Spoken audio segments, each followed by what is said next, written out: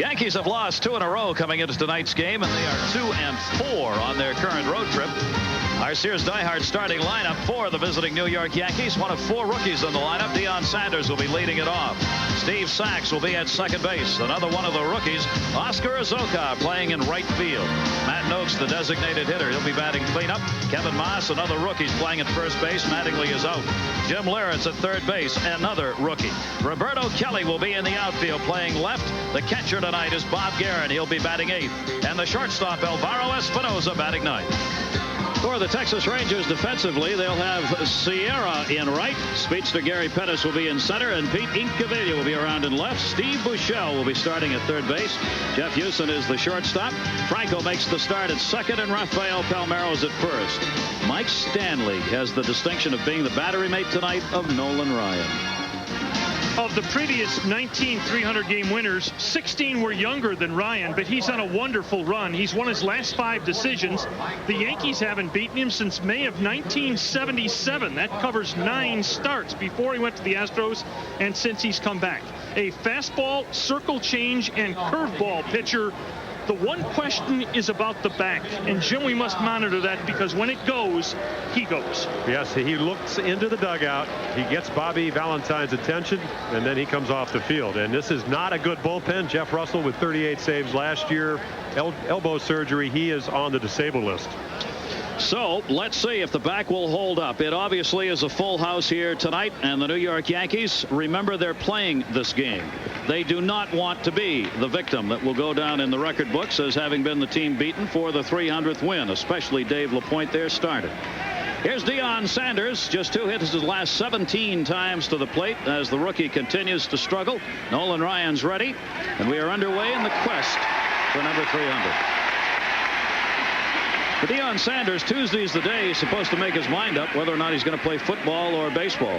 And there has been no decision made as to which he's going to do. He's looking for more money. He made it very clear. They said, "What's your decision?" And he rubbed his hands together saying, "Who puts the green stuff there?" When is Deion going to start performing to deserve the green stuff? Well, that's the big question. They like his skills. But if you have watched him at a major league level, you haven't seen anything that's going to really warrant the big stuff. The only reason he's going to get the money is because of the Atlanta Falcons. Let's be honest. Yeah, that's right. 0-2 delivery to him, and he had him fooled as Ryan threw that circle change to him. He fought it off 0-2. About the back. As you watch Nolan Ryan, the stress fracture in the back will go all at once. Something, a wrong pitch, a wrong move, a start, a goal. It was a fielding play that threw it out. He will step off and start to rub the back. That's a sign that it's going on him. And when it goes, it could go in the first. It could be fine until late September. There's a line drive, base hit. Deion Sanders pokes it into the corner. Sierra was playing him way over in the gap. This should be a triple. Sanders has great speed, and Neon Deion is on with a lead-off triple. You will not see Sanders get around on a ball. You think the Yankees aren't pumped up? You think this ball club that's lost 59 games doesn't care? Think again. He's on third base with nobody out. Ryan puts a ball literally in the middle of the plate. Really, the impressive thing, Gary talked about the speed, is the way he ran the bases, cutting the corners and making a triple a very easy triple. I mean, there's a stand-up triple and there's a stand-up triple. And he got the third so quickly. And good blocking on the play by the Yankees. He just cruised in on that one. That's his second triple of the season. Now Steve Sax with a chance to pick up an RBI right here and bring home a run. Sax takes the breaking ball inside, ball 1. Jim, you know Ted Hendry. From a pitcher's perspective, if you're Ryan, are you happy he's behind the plate, or would you rather have somebody else? Well, he will probably give Dolan more high pitches. You can see that he stands up, kind of like Derwood Merrill. Derwood Merrill umpiring the game for Ben McDonald in his first shutout, his first major league start. And when you get an umpire that's a little bit more upright, you'll get more strikes and higher in the strike zone. Nolan, even though he does have that fastball he turns over, would like to be able to pitch up, especially when he gets ahead. Evens the count here. 1 ball, 1 strike. Sanders at third with a lead. Steve Sax busting him inside again. That's where Ryan's staying on him. 2 balls, 1 strike. There's Sanders. The back did bother Nolan Ryan in his last outing. against Detroit. He had to come out after 6 innings. He had a 5-3 win. He gave up just 1 hit in that game. Walked 1, struck out 4. But the back went. The breaking ball turned over, and he hasn't shown anything but inside pitches to Steve Sax. 2 balls, 2 strikes. Looked like a changeup, and again, when you can throw a changeup 2-1 when you're a hitter like Sax expecting fastball, look how far out in front he is. Again, I think that may be a barometer of how his back feels. Well, these Yankees offensively, every run is a painful experience. They're hitting 183 on this road trip as a team. Sax toward short, runner coming. Jeff Houston will make the play to first, get the out, but they get the run in. So Deion Sanders with a leadoff triple scores on the ground ball out by Steve Sax. And the Yankees have a 1-0 lead. 28th RBI of the season for Sax. You know, Jim, we talked of numbers in Nolan Ryan. I want to bounce a number off you and just get a pitcher's perspective. In late 1986, the last 19 starts Ryan made for the Astros. In a 19-start run, he allowed over 5 hits once. Is that incredible? Well, the lowest batting average in all the major leagues is from a starting pitcher's perspective. You know, Sid Fernandez had a chance to do his game last Friday. Struck out 7 in a row. We'll look at Azokar. But the thing about Nolan is he doesn't really give in. Maybe gives in a little bit more than he did back in the 70s. But he will still try to strike you out. Maybe have you hit the ball a little bit earlier in the count than he used to. Oscar Azokar punches that one to right field. Sierra late start will not get there. How about this rookie? Oscar Azokar now has 10 hits in 23 major league at-bats as he was called up from Columbus just 8 games ago. And he's on at first base with 1 away. Take a look. Ruben Sierra has been roasted by the local fans for some very poor defense. The sheet lists him with 5 errors. In reality, there have been at least 24 misplays in right field. And last year when he went for his 5,000th strikeout, a major Sierra misplay contributed to the defeat, and the fans remember it. 13th in fielding in the American League. Ugh. Only Milwaukee with more errors. Designated hitter Matt Noakes goes after the first pitch, strike 1. So they've had a triple and a single, have a run in. And the Yankees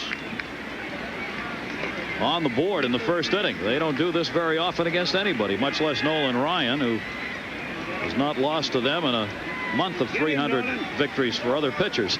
7-0-2 in his last 9 starts against the New York Yankees. Foul back, evens it up. Takes the count 0-2, really. Jimmy Carter was president when he last lost to the Yankees. That he was. There's a little bit different ball club, and I always felt when I used to pitch in spring training, I had more trouble against the minor leaguers than the major league ball club. They all come out of their shoes. I tell you what, the word intimidation is the word that you put right next to Nolan Ryan's name. I don't believe a lot of the young guys are smart enough to be intimidated. That one will be in the stands. You know, in that regard, Jim, Stump Merrill, the skipper of the New York Yankees, said before the game today, I was talking about 6 rookies on the team, 4 starting tonight. He said, you know, one of the things that's happened is you see Stumper right there. The club's 16-28 since he took over. One of the things that's happened with the Yankees having a bad year and the kids being called up, he said, there's no intimidation. He said, in fact, the rookies are helping the veterans keep this season going. He said they're the ones who've got the fire in their bellies right now. Any veteran will tell you once you're out of the race, even though you are getting paid, you got to have pride. You have to have something that drives you, and that's tough to put your finger on in recent months for the Yankees. No doubt about it. Stanley makes the stop, and Noakes takes the count to a ball and 2 strikes, 1 away, runner at first. By the way, the bloop that Sierra didn't get to, he's made so many misplays that some wags in this area now refer to him as Ruben Sierra. Unfortunately for him, that match at rhymes, doesn't it? Well, he's a young man with incredible tools whose game is just disintegrated defensively. Noakes with a 1-2 and the runner going. Swung and a miss. Stanley, the throw is high, and it'll be a stolen base. Well, you touched on a couple of things, Norm. Number one, last year in the American League, nobody had more stolen bases against him than Nolan Ryan. So that's something the Yankees can do. You talked about the defense. Nolan Ryan does not field very well. Yep. In fact, you talked about the injury once he had to field a bunt, as you see the stolen base by Azokar. But the point is that most guys will not bunt on Ryan because he'll walk off the mound, rub up the ball, and say that's a good way to get drilled. He intimidates. He does. Well, I'm not going to bunt against him if that's the case. He gets his first strikeout. Stanley can throw him out. The Texas Rangers have been very successful at cutting down the opposition, about 44% of the time this season. Kevin Maas now, another one of the rookies. And the pitch is taken for a strike. And by the way, for Azocar, that is going to be his first major league stolen base. This kid we've seen before. He hit a ball off Kevin Brown the other night that was amazing. It was an outside fastball that he pulled into the right center field seats. He's got really quick wrists, and he really turns on the ball well. Good fastball hitter, and they will throw him junk. I wouldn't be surprised. There you go. There's that. A lot of people, and you saw the movement on that ball, a lot of people think that Ryan, ever since he consorted with Mike Scott, scuffs the ball. Again, let's talk about intimidation. Are you going to go, Mr. Umpire, I want you to ask Mr. Ryan to throw the ball in because I think it's scuffed, and then the next one's off your helmet? People are afraid to ask to check the ball when Nolan Ryan pitches. It's part of that competitive But I'll tell you nature. what, Dave Bergman said, so what? Yeah. Here's a guy 43. Who cares? A lot of other guys do it. It's a good 0-2 point. the count, 2 down. Runner at second base, Kevin Maas. Get him, Nolan. He's got long ball power. Pops that one up to shallow right center field. Franco, the second baseman, being called off by Gary Pettis, who hauls it in, and that will do it. But the Yankees pick up a run on a couple of hits in Nolan Ryan's quest for 300. Texas Rangers have won 3 games in a row. They are 6-2 against the Yankees this season, and they've won the last 9 against the Yankees in Texas. Our Sears diehard starting lineup for the home Rangers tonight. The speedster Gary Pettis will be leading it off. He'll be in center field. Julio Franco among the leaders offensively at second base. Rafael Palmeiro will be batting third. He'll be at first base. Ruben Sierra struggling a bit at the plate right now in right field batting cleanup. Pete Incaviglia will be in left field. He'll bat fifth. The designated hitter tonight will be Jack Doherty. He's struggling at the plate as well. Mike Stanley will get to be the battery mate of Nolan Ryan tonight. Steve Buechele will be at third base. He'll be batting eighth. And the shortstop batting ninth, Jeff Houston. And the defensive alignment for the Yankees, Azocar will be in right field. Deion Sanders the start in center. Roberto Kelly is in left. Rookie Jim Leyritz at third base. Alvaro Espinoza at short. Steve Sachs at second. Kevin Maas, the rookie, in for Mattingly. Bob Guerin will be doing the catching. One of my favorite people in baseball, left-hander Dave LaPointe. Happy early birthday to Dave Snacks LaPointe, who will turn 31 in 4 days. If it can be thrown, Dave will throw it. You want a pound ball, fine. You want a little screwball effect, fine. A little fastball, a little curveball, a little slider, move it up, move it down, move it in and out. Used to throw hard. Now the radar gun giggles when they point it at him. But he knows how to pitch, and he's coming off a really good effort. He lost 2-1 in Minnesota the other day. And he told me he did not want you talking about his lack of velocity tonight. He said, you tell Hitzkes to leave me alone. Pettis squaring to bunt, takes it for a strike on the outside, ball on the outside, rather. What are we supposed to hope? The video goes black for the whole evening? And we won't compare the velocity. That's what he said. If his fastball is to Nolan Ryan's changeup, they'll probably be dragging neck and neck. He said, just because mine's 20 miles an hour slower doesn't make me less of a pitcher. Pettis 5 for his last 29, ahead on the count 2-0. And LaPointe gets the high strike call, 2-1. Just a thought, guys. Of all the teams looking for pitching around the major leagues and looking to pick up guys, this is a guy I'd be interested in around the big leagues. I think the question mark would be his health. You know, the arthroscopic surgery of his shoulder last year, and he is, as you said, a control pitcher, so he's got to be very much like Scotty McGregor, where he doesn't throw that hard, but he's going to get you out in front, and once he gets you out in front, he's going to throw that fastball away, which will look a lot quicker, and then when he gets you looking for the straight stuff, he throws you the curveball. But control, he's got to be in and out. He has walked 34, struck out only 44.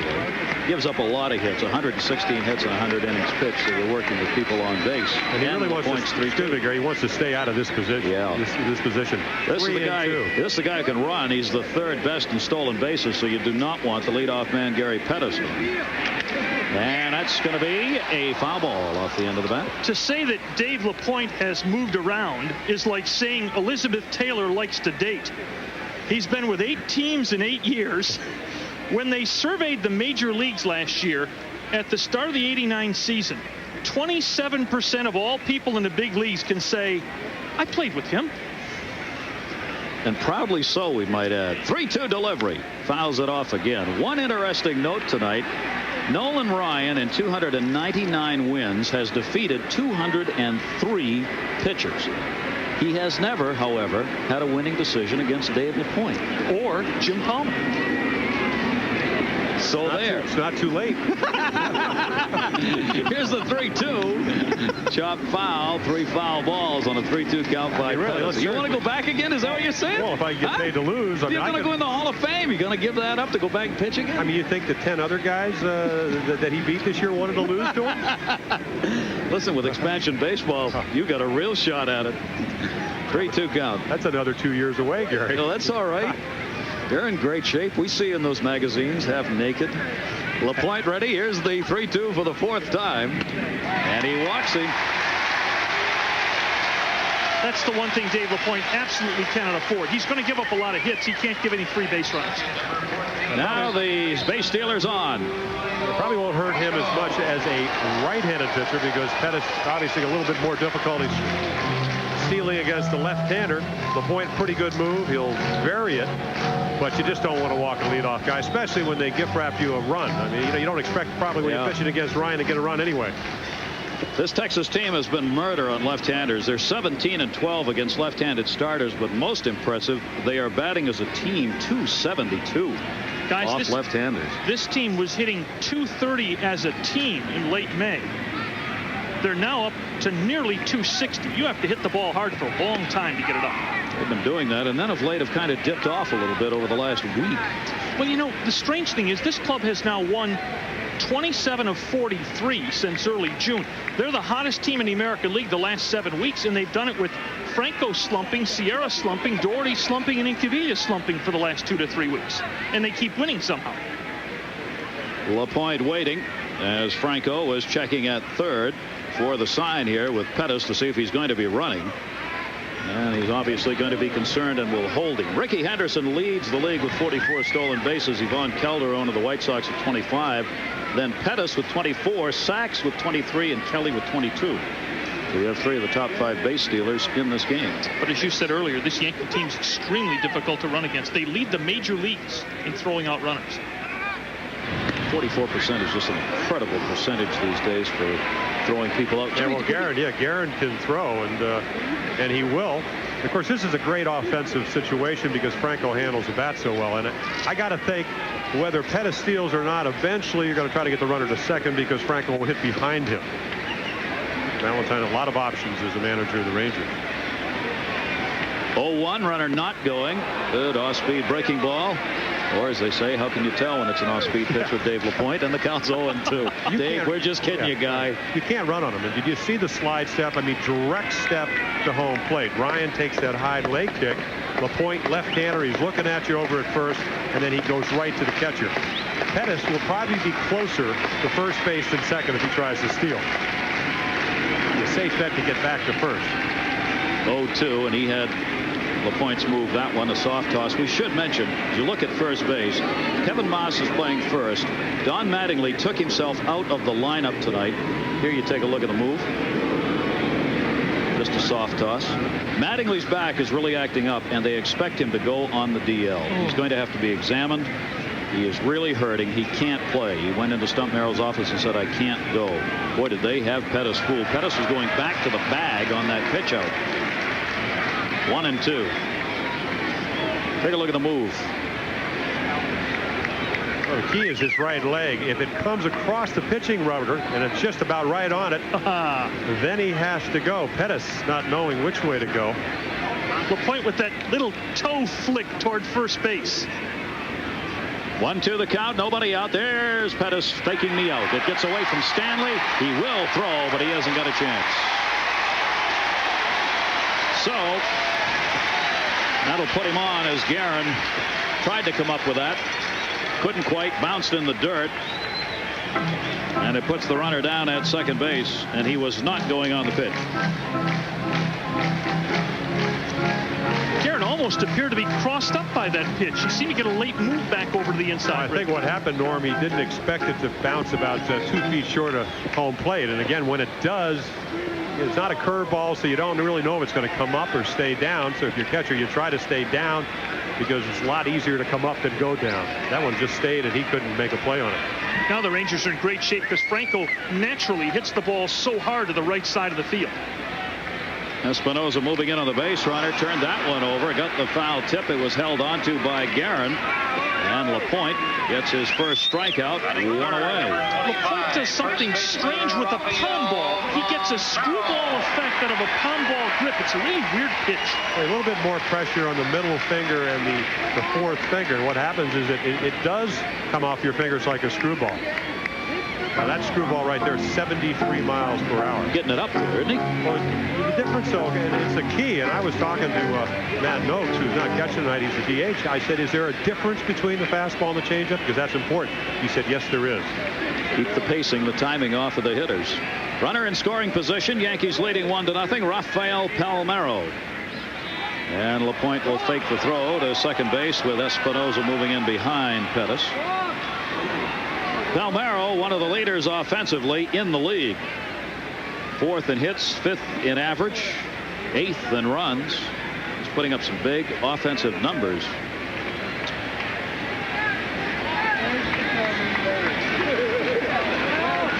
We really want to hold this base runner at second base. This really has the mentality of a playoff game for the Yankees.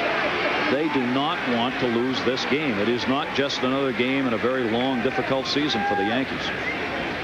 You know, Nolan Ryan would like to win tonight other than doing in Milwaukee. I mean, you will take your 300th, whether it's in Arlington or downtown Milwaukee at County Stadium or whatever the case is, but you'd like to do it in front of your home fans. No count on him as it's popped up. Guerin coming back. Photographers get out of the way.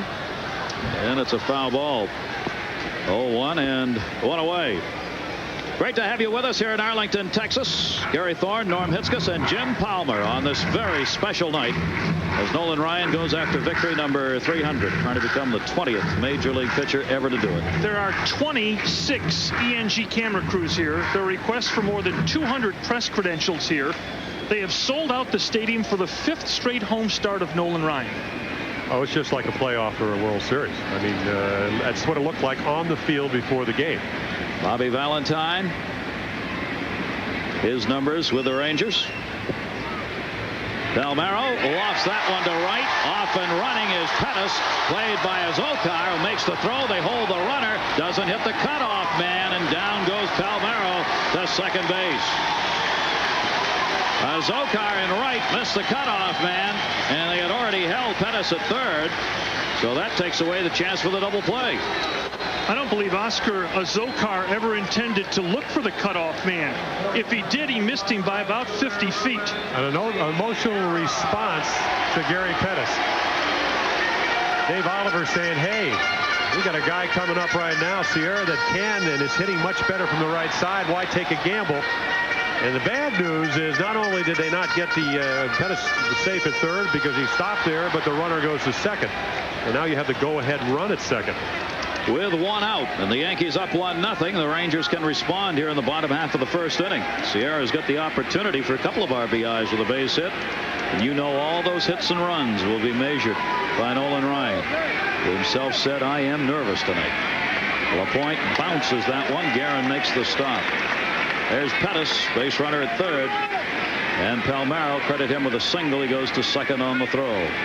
You know, the mark of just how much talent Sierra is in the midst of what everybody says is a bad season. This guy projects to 20 homers and 85 to 90 RBIs. When you have the year he had last year, and you have the capabilities, they expect 24 for him to even get better. I think, you know, he has one of those classic swings. He lifts his leg, a la Darryl Strawberry, Sadahara, but takes a big stride. Again, LaPointe bouncing one. Guerin's going to be black and blue before the first inning is over here. The count goes to 2 balls and 1 strike with 1 away. Here's Bob Guerin working behind the plate for the Yankees, who trail in this season series to Texas 6-2. Sierra has just owned LaPointe. He's 10 for 23 lifetime against him. Winds up. He was going to swing at that if it was anywhere close. When he takes a windup like that with that front leg, he's got to swing because he's already committed himself. 2-2. I don't think the American League pitchers don't know that. Well, the book on Sierra is to do just what LaPointe did. Make sure the ball's outside and change speeds on him. Well, that's a perfect pitch. If he makes another one, we may see a strikeout. 2-2 the count. Incaviglia waiting on deck. Sierra again. He got him. Stayed away. Dave LaPointe with a couple of strikeouts. Still 2 in scoring position. He's going to have to face Incaviglia. Bill Patrick. All right, Gary, let's head to Philadelphia, where Dave Magadan has put the Mets on top of the Phillies. He puts a charge into this one to dead center field. That has Jeff Parrott squawking to himself. The 4th of the year for Magadan. 2-0 Mets in the top of the 4th. Back to Arlington, Texas. All the Mets need have Dave Magadan start hitting home runs with everybody else. Oh, yeah, you know why? He's a little bit upset. His average dipped below 350. It was down to 343 going into the game. Yeah. Pete Incaviglia. Here's a big spot early in the game. 2 in scoring position and 2 down. Inky, strike 1. You know, you look at statistics, you can do a lot of things with numbers. Bobby Valentine has got Incaviglia in the lineup hitting number 5. He's only 3 for 18 against LaPointe in his career. All 3 were homers for 7 RBIs. Not bad. No. He has 53 RBIs, 15 home runs. A lot of guests on hand tonight, including the Commissioner of Baseball, Fay Vincent, here watching the game tonight. That's the left ear of George Bush. Right ear. Left ear. Help me out here. We'll give you time. There are both ears, so you don't have to worry about it. To our right, it's his left ear. To your right, it's still his left ear. 1 ball, 1 strike, 2 down, and 2 on, and 2 ears. Pettis and Palmeiro, the base runners. LaPointe, the 1-1.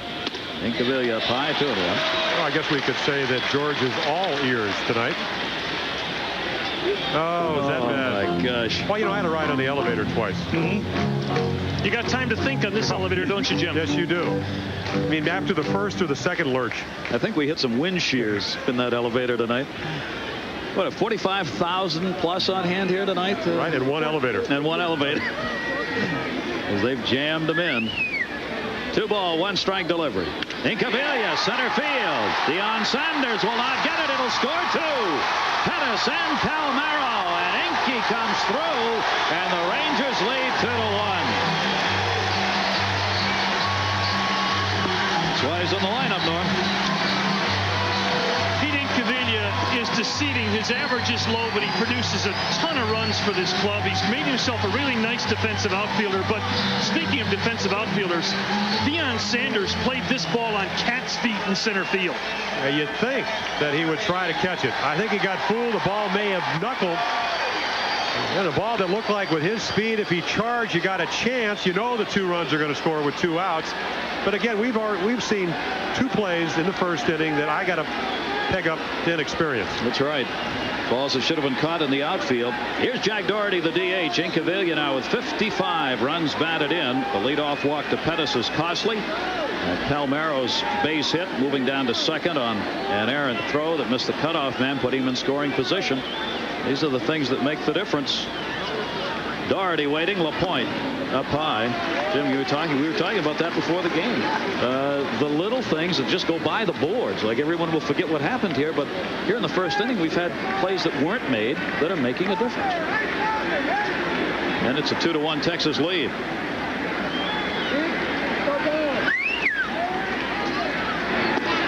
Strike in the outside corner. 1-1. Rangers are not a rich franchise, and they've gotten very lucky with people like Jack Doherty, Kenny Rogers, and Jeff Houston. Doherty's a kid that they thought so little of, Major League scouts, that he had to ask for a tryout with the A's in an Arizona Instructional League camp, and the A's then released him. They looked at him for 1 year and said, never. Runner goes. Incaviglia. Throw by Guerin off the mark. Pete Incaviglia's got a stolen base, his second of the season. 2 for 4. Well, pick a pitch, pick a breaking pitch, and that's what successful base running is all about. And you got a success quotient that may be a little bit higher. Picks a changeup. Guerin doesn't make a bad throw. It's not a perfect one because he knows he has to hurry. I got to think that he's in shock when he sees Incaviglia going. You know, as weird as this sounds, Incaviglia has stolen before. He averaged 6-7 stolen bases a year here. Doherty does not get the dead fish. LaPointe strikes the side out, but in between a walk and a couple of singles.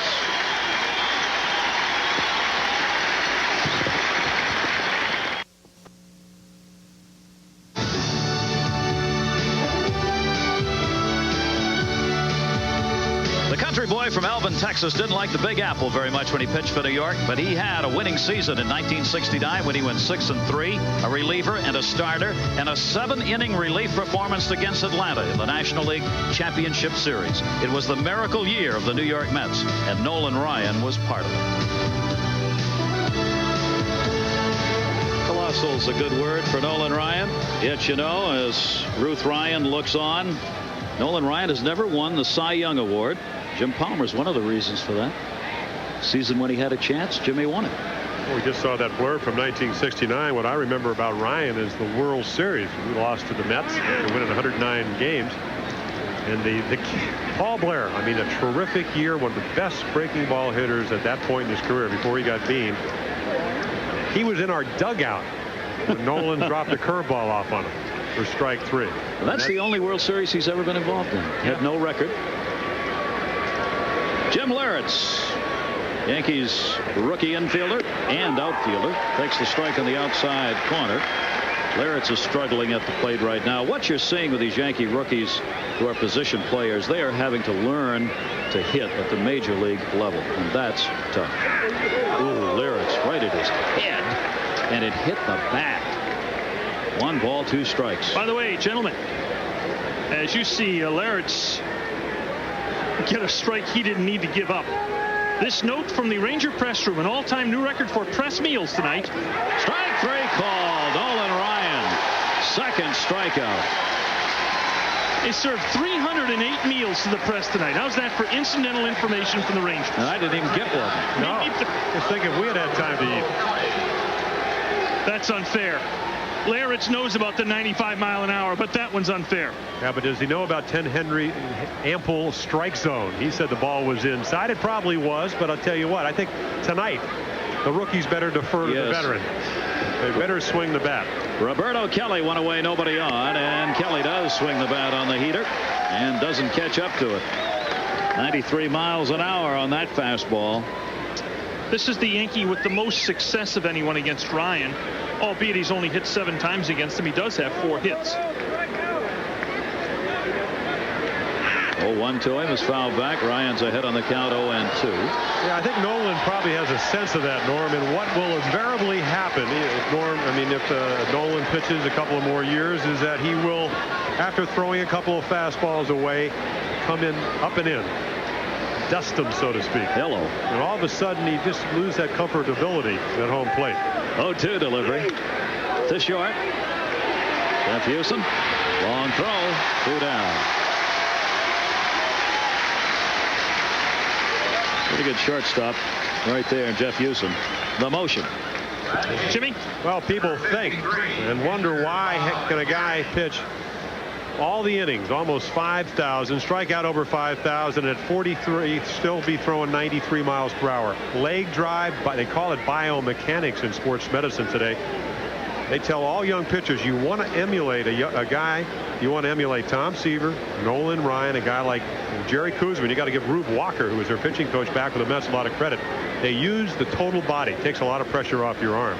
2 down, bases empty, and Bob Guerin going for the dinger. Does not catch that one. Texas with the 2-1 lead. I don't want you to tell him this, Norm, but he almost short arms the ball. In other words, it comes out of his uniform, and you see he tucks his arm. There's not a lot of the really extraneous pressure on his arm. He uses his legs so well. He uses the big muscles of his body instead of his elbow, and really de-accelerates with his body. Well, Jim, as a pitcher, you also understood this. He's very good at monitoring his own body. He knows when something goes wrong and he stops pitching. That's been a key to his longevity. Yeah, I think that and going to the National League. You know, when he went over to Houston in 1980, got away from the DH for a while. He did learn to pitch over there, turning the fastball over, more use of the changeup. He's always had the fastball and the curveball. 0-2 delivered to Guerin, and he's gone. Nolan Ryan has his 3rd strikeout. The man who has had 300 strikeouts in the season 6 times. Texas with a lead as they come to the plate. Bottom half of the 2nd inning. The Ryan family, you know. Lady with the glasses on. Mrs. Ryan, you know she will get a little tense as this game moves along. Ryan's on top. Stanley, first ball hitting off Dave LaPointe, picks up a leadoff single here in the second inning. Deion Sanders gets it back in, and Stanley's on. You think this guy, some question whether or not he was going to be able to catch in tonight's game, as he had to come out of Monday's game. He's got a knee bruise that they've had to pad because it still hurts, but the opportunity to catch Ryan in his 300th win, he wasn't going to pass it up if he could get down on the crouch. Well, he missed the no-hitter earlier this season. That went to John Russell, who's truly had a roller coaster season. John Russell was released by Atlanta 3 days before the season began and winds up catching Ryan's 6th no-hitter. Thank you, Atlanta. Thank you, Atlanta, yeah. Steve Buechele, Dave LaPointe has now given up 3 hits. And the first 2 innings, the leadoff man's been on for the Rangers. Buechele bunting. Guerin couldn't find it. Along with Russell catching the no-hitter, Stanley, who's on at first base, did catch victory number 299. And then Chad Kruder, young catchers back of the minor leagues. There's Stanley, who also wants to catch number 300. Kruder caught the 5,000th strikeout, so the catchers have shared the honors here for the Rangers.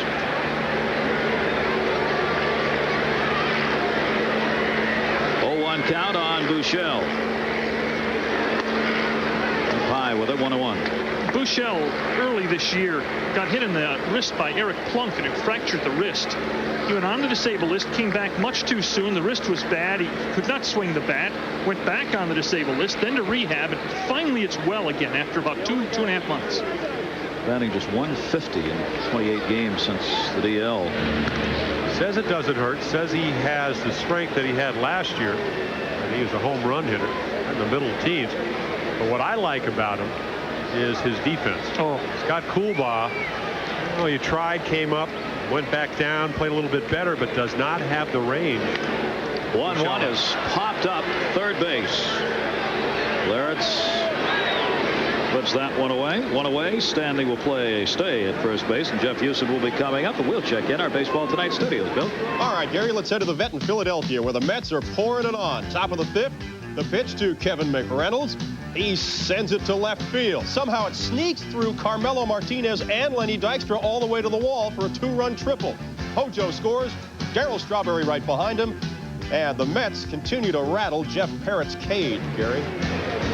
So what a race that is. The Pittsburgh Pirates will not relent. They are not giving up that first place lead, and the Mets keep the heat on. Looks like there's going to be a great finish in that division. Montreal's beating Pittsburgh tonight, and they're not out of it. Nope. Here's Jeff Houston. Batting ninth in the order. The shortstop has Stanley on at first base. The Rangers are leading it by a score of 2-1 and trying to add to it right here.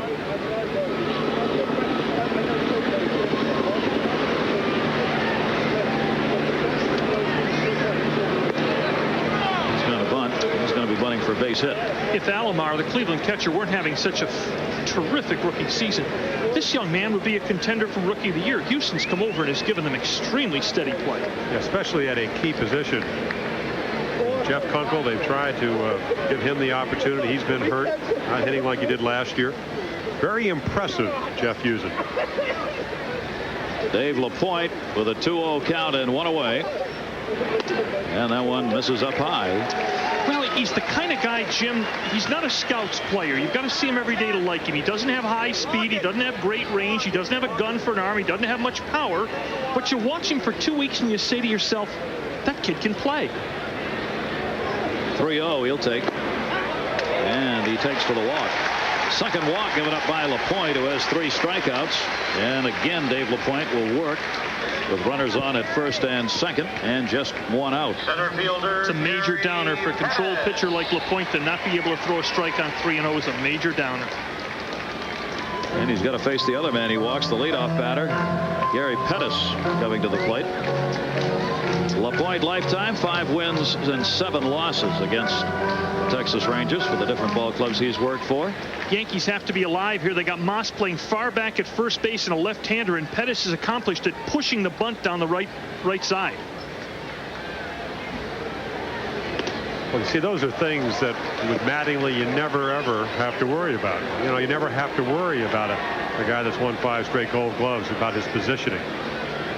Kevin Moss, the rookie at first base, really filling in. I mean, that's not a position he's played a lot of at all. Yeah, DH is his best position. Timeout taken. We do hope Don Mattingly going to be all right. It is so sad to see that happen to Mattingly, who's just struggling this season. He's not having a good year in any event, batting just .245. And LaPointe finds the strike zone 1-1. The bad back continues to flare up, and they're going to have it looked at again. And as we mentioned, it looks like he's going to have to go on the DL. It's almost hard to watch Don Mattingly the last few days. He's turned into almost a fly swatter hitter. He flicks at the ball. Stump Merrill told him, please don't play if you feel that badly, because the swing is just not there. Down to first. Kevin Maas on the cue ball will take it over. Runners will move up. Now there are two in scoring position for Franco. We'll see what he can do with it after we check in with Bill Patrick. All right, Gary Thorne. While the Mets are winning, the Pirates are losing in Montreal. This is what you call yanking one out. Dave Martinez, see ya. Number 9 on the season for Martinez. It comes off a Bob walk in the bottom of the 5th, and it puts Zane Smith and the Expos up 3-0. Back to Arlington. That'll make it interesting if those scores stay the same in that division. All right, 2 down, a 2-1 lead for the Rangers, and Dave LaPointe has been in this situation before. Incaviglia got the 2 RBI single in the first inning with 2 down and runners in scoring position. And now he's got to work to Franco, who takes the pitch, ball 1. One of those key early in the game situations. A hit here breaks this game open a little bit for Texas. Well, it gives Nolan what he wants. He told Dave Oliver, get me a lot of runs and get me him early. Pitcher says that every game. Yeah, well, I mean, he does, but, you know, we're talking about 300 here, and then when you look at the bullpen situation, it makes it a little bit easier for Bobby Valentine. He maybe can stay with Ryan a little bit longer. Yankees aren't wasting any time. Their pen is active already. 1 ball, 1 strike, 2 down, and 2 on. Well, if you're Stump Merrill, you got a guy warming up in the bullpen that throws about 93, and you got a guy on the mound that's throwing about 73. And he's not throwing strikes. 1-1. Got underneath that to left center field. It's going to be playable in center. Deion Sanders is back there and hauls it in. He just missed on that one because that ball was driven a long way. Texas up, so's Ryan. Von Hayes, right field, Philadelphia. Cal Ripken, shortstop, Baltimore. Tim Jackson, attorney, Los Angeles. Roberto Leon, teacher, Oakland. Ever since Major League Baseball introduced the authentic Diamond collection of clothing and equipment identical to the pros, it's gotten a lot harder to tell the players from the fans. The authentic Diamond collection, a part of baseball you can call your own. The preceding was furnished by Major League Baseball. Ryan's 43 years old, 5 months and 25 days. That gets you ready for 300, Nolan. I think with all the things that's happened in my career that I'm probably better prepared to handle that situation than maybe a lot of people.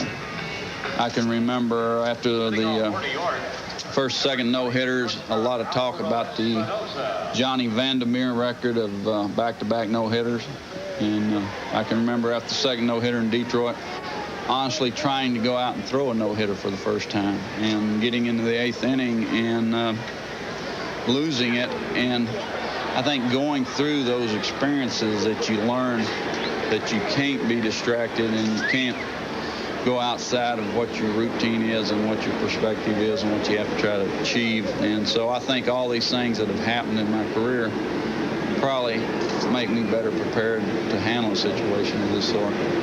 He certainly does not go outside his routine. 0-1 delivery. And Alvaro Espinoza takes the pitch, 1-1. One of the most incredible workers in baseball. After he struck out the 5,000s last year, there must have been 2 hours of press convergence conferences, things like that. After it was all over, a bunch of us hung around here. And Ryan, who still had a little adrenaline pumping, at about 12:30 or 1 o'clock said, I think I'll get in my bicycle riding before I go home. And went in and rode the stationary bike at 1 in the morning for about 25 minutes. He's absolutely adamant about that. 1-2, Espinoza down the line. Trouble if it's fair. It is a fair. No, a foul ball. Boy, that looked like it kicked up a little white stuff down there, but not so. Third base umpire right on the line. Jim Joyce had it. Ryan will take that and give it another whirl as Ted Hendry comes up. Take a look at the baseball.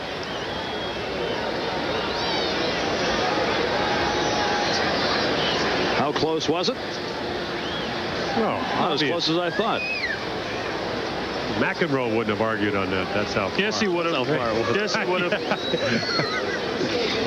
Espinosa, the number 9 hitter, behind on the count here, 1 and 2. Sanders and Sachs to follow. Ryan with 3 strikeouts, almost had 4. Alvaro certainly doesn't shorten up to make a little contact with 2 strikes, does he? Well, this may be the reason why he's not hitting as well this year as last year.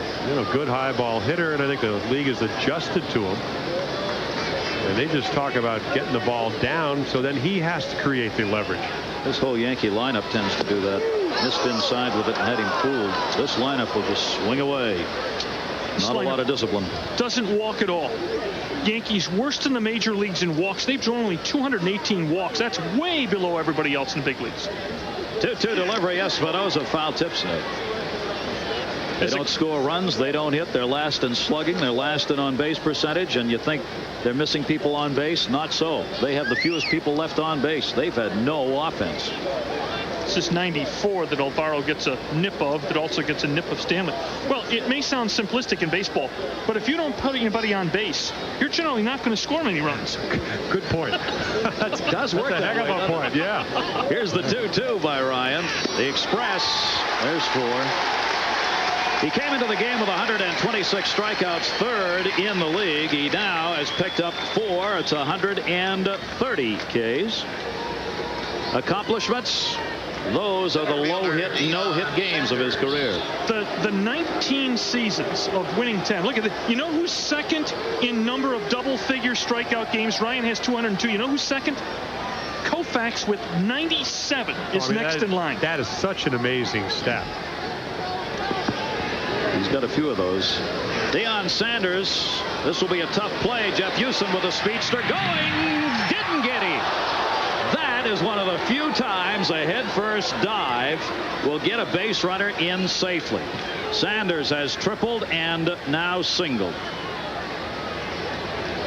The adage is when you're going down the baseline, if you dive, you actually get there slower than if you just kept your running pace. This time it works. Well, second base hit, and nobody is going to doubt his intensity. We talked about the fact, has he proved he can play in the big leagues? Well, not yet, but tonight, triple and now this single. I don't know if he's getting ready for football camp or what, but he is hustling.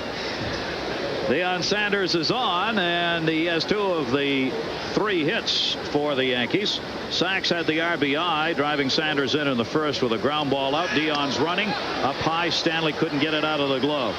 Deion Sanders picks up the stolen base, gets in scoring position, and for Sanders that will be his 7th stolen base. He's 7 for 9. The only bad thing about a head-first dive into first base is it can cause some rude bruises on your body as you go over the top of that bag at full speed. So get your hands spiked. Yeah. It looks so good on baseball tonight, though. Is that what it is? Oh, yeah. You guys think I live for that stuff. You take that into the arbitration table and put it on for the arbitrator? I like film. You like the film at the arbitration? We're going to have his punt return the first game and that. Sachs chops it foul, and Nolan Ryan's ahead on the count 0-2. I think the interesting thing about Deion Sanders is, yeah, he hasn't proved himself. He's done well at AAA, but people have a tendency, Norm, I think, to compare him to Bo Jackson. And we're not talking apples and oranges here. We're talking about a guy, yes, he can run fast, doesn't have the bat speed, doesn't have the strength, does have a lot of good skills, though, but he's going to have to learn to play baseball. Well, he's going to have to play baseball to learn also. Good point. 0-2 the count.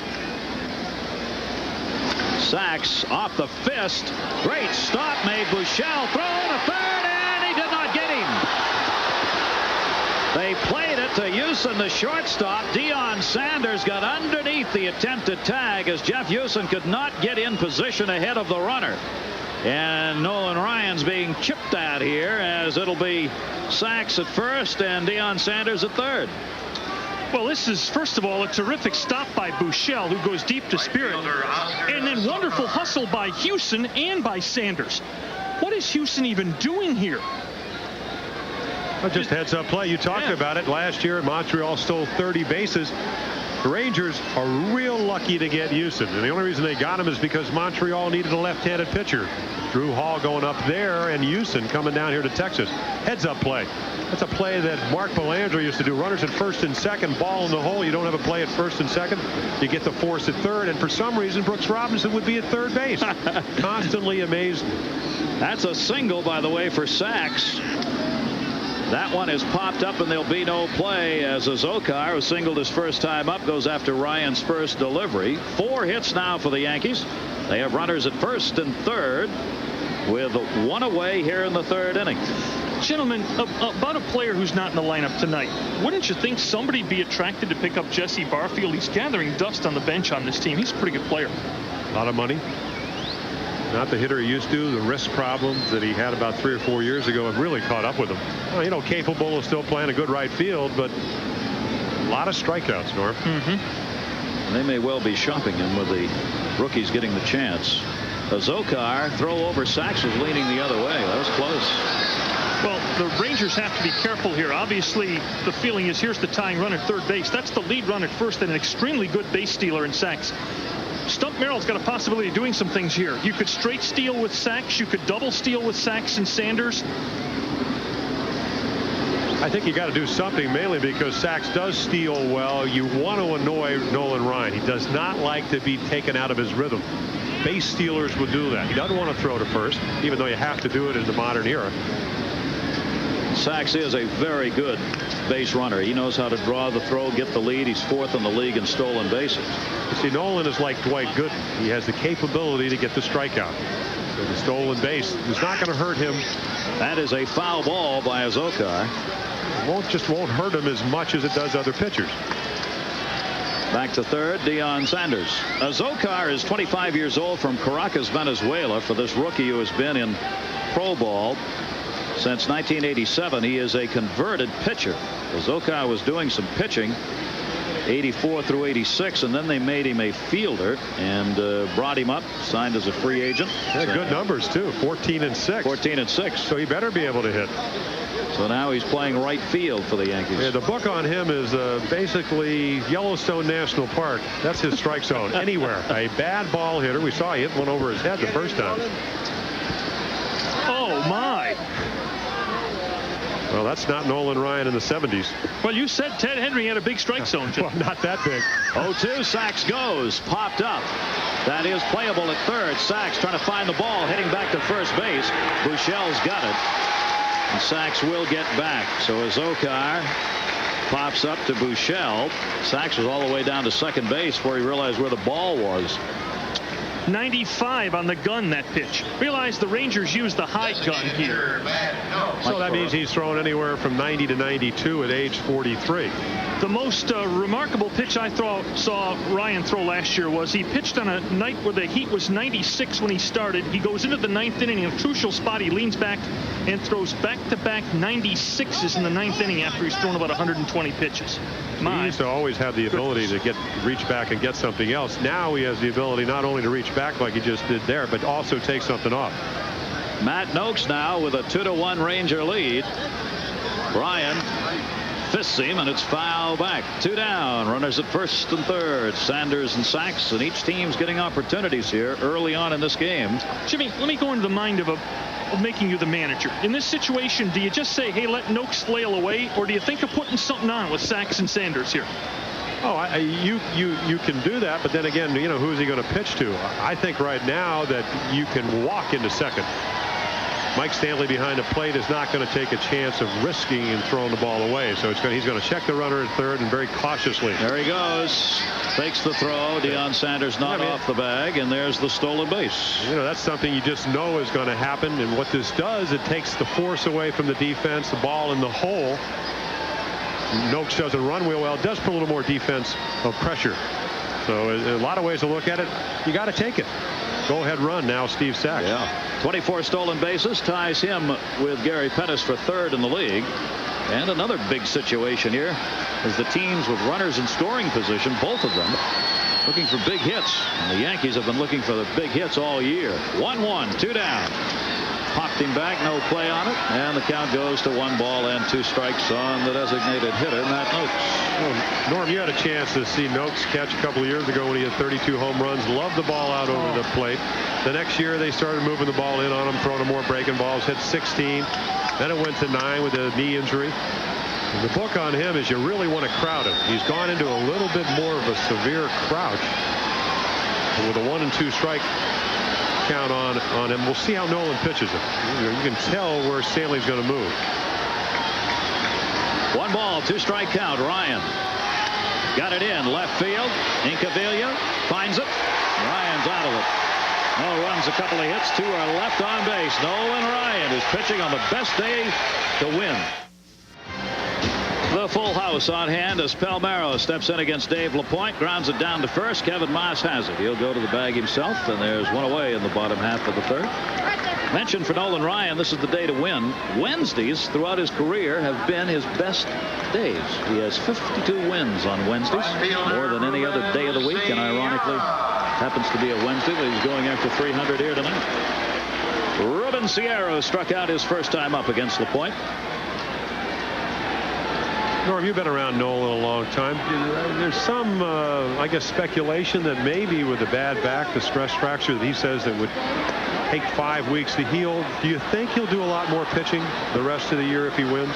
Yeah, I think Nolan is such a gamer that he'll keep pitching. He believes, and the doctors have told him, 5-6 weeks in the offseason, he'll be fully healed. He'll be like new. We should note, as LaPointe gets the swinging strike on Sierra to go 0-2, that Ryan is working on 4 days rest. Bobby Valentine has had to juggle this pitching rotation of the Rangers all season long, so Ryan working on 4 days, and the starters for upcoming games remains to be seen. That's the way it's been for Valentine this year. LaPointe with the 0-2, got him again. Boy, he's got the number on Sierra. He's made Sierra look bad in 2 at-bats. And LaPointe's got 4 strikeouts, 2 quick outs. Let's check in on our Baseball Tonight studios. Bill? All right, Gary, let's head to the vet in Philadelphia. Check this one out. Darryl Strawberry, dead center field. They say it went 470 feet. That's almost 157 yards to you and me, Rusty. The Mets scoring 5 runs from the top of the 6th. 9-0 Mets, Gary. It's just one of those nights where it's all over before it started. Yeah, got to choke down on the 8-iron to hit it that far. We are 2-1 here with 2 down and nobody on. In the 3rd, Dave LaPointe trying to get the side out in order for the first time. Rangers have stranded 3, and so have the New York Yankees through the first 3 innings. One thing that Ryan's quest for 300 and the no-hitter and all the strikeouts have done is it's completely camouflaged the development of Kevin Brown and Bobby Witt on this team. On the bouncer by LaPointe. 1 ball, 1 strike. Do you know that Nolan Ryan came into this game not leading his own team in strikeouts? Bobby Witt led this team in strikeouts coming in tonight, and he's won 5 in a row. And the kid Brown's a dozen-game winner. This is an interesting rotation. Yeah, Witt, for the first time that I see, realizes that his best pitch is his fastball. You talk to Tom House, you take a look at the foul ball by Incaviglia. He'll say, tell me, what the best pitch that Witt has. He says fastball. And you say, well, tell me his pitching philosophy. To run the count to 3-2 and throw the hitter a slider. So a total difference in philosophy than what is his best pitch. But I saw him pitch a game in Baltimore against the Orioles, and he pitched great because he established the fastball and baffled him with a slider. 1-2, look out. As he almost picked off the bat boy. Check swing by Incaviglia, lined it right over to the corner of the dugout, and he crosses himself. And I don't blame you, young man. There you see the commissioner, who was pretty close to that, along with Mr. Bush. That is Nolan's son. And the pitch is taken up high. 2 balls, 2 strikes. That would not have been very nice. That's Reese Ryan. Looks a little bit like Dad. Huh? Looks a lot like Dad. He just got out of the way of that one. Pretty good chaw going there, let him come. By the way, the tickets for tonight's game were being scalped for as much as $200. Surprised it wasn't more. Oh, no wonder I don't have a seat. No wonder I'm standing up here. Here's the 2-2 by Dave LaPointe. Inky's gone. Nice hitting. 5 strikeouts for Dave LaPointe, who only had 44 coming into the game. He retires the side in order.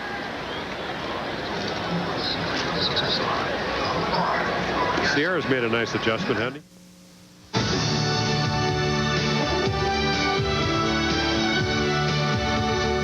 was in the Houston uniform for no-hitter number 5, September 26, 1981, and he was at home to do it in Houston. The opponent, the Los Angeles Dodgers. This, the final out of no-hitter number 5, was a 5-0 win. 3 walks, 11 strikeouts, retired the last 19 batters he faced. And with no-hitter number 5, he broke Sandy Koufax's record of 4 career no-hitters. Not going to be a no-hitter tonight, but it could be number 300. Rangers up 2-1. Ryan ready to go. Kevin Maas steps in and takes the pitch outside for a ball. Another one of the rookies we were talking about, an older rookie, University of California at Berkeley. He is 25 years old, didn't have any major league experience prior to this season. He's getting it now. Pitch is taken up high, and these rookies, boy, this is a tough way to learn the game of baseball, but that's the way it's going to have to be done. He's playing in his 19th professional game. What if I take you two gentlemen, mostly fastballs tonight, as you see. What if I take you two guys down memory lane for a minute about Nolan Ryan? 2-0 delivery. Deep right field. Did he get that? Way back. Looking up. Sierra. Goodbye. Home run. Kevin Maas. And it is a 2-2 ball game. The 10th home run off Nolan Ryan this season, and the kid will not forget this one, his 7th. He has only 16 hits, and 7 of them have left the yard. And Jim, it's exactly what we talked about his first time up. 2-0, fastball hitter, got a fastball, and Nolan shook his head. I mean, he said, hey, 2-0, I got behind him. It probably told him he was a fastball hitter, and he hit it. This is a 2-0 pitch. He's looking at it, and he leaves Earth. We talked about how far he hit it just the other night. Ooh, what a nice cut. Got the arms out, fully extended. Well, you know, leadoff batter, you don't want to walk him. You got to take a chance. Moss was a little bit better there. Clarence looking as though he might bunt on that one for the base hit. Let's go back down. Where's that memory lane? Memory lane. Okay. We're going to go to the first Nolan Ryan win in April of 1968. I got a couple of notes. 1-0 delivery, and it's outside. The number 1 song on that day was Otis Redding's Dock of the Bay. It had been there 4 weeks. LBJ had declined re-election 2 weeks before. Was Kevin Maas alive, by the way? He was probably not alive. Well, he was. He's 25 years old. Yeah. Martin Luther King had just been assassinated, triggering the riots that killed 46 and injured 2,600. In 2 months, Robert Kennedy would be killed. It was the year of Tiny Tim's Tiptoe Through the Tulips. Painful. The painful on Johnny tiptoe. Carson, no less. All the time. 3-0 the count. Ryan gets it on the outside corner. Here's one for Palmer. It's the year Jim Palmer stocked up on Nehru jackets. And there's the lineup. The Mets starting lineup for Nolan Ryan's first win. Bud Harrelson's now the skipper of the Mets. Popped him up. First base. Catcher's going to go for it, Stanley, and he gets it in foul territory. There, it's a pop-up victim, 1 away. It's the year Denny McLain went 31-6. How about that? That's not a bad lineup right there. A lot of those people would be part of that miracle 69 Met team. Tommy Agee, Ron Swoboda, Art Shamsky, Eddie Kranepool. Yeah, Grody doing the catching. Doubled off me in the 3rd game. I remember that. You remember those, don't you? Oh, yes, I do. On the chalk. Here's Roberto Kelly, 1 out. We're a 2-2 game now. 5 hits.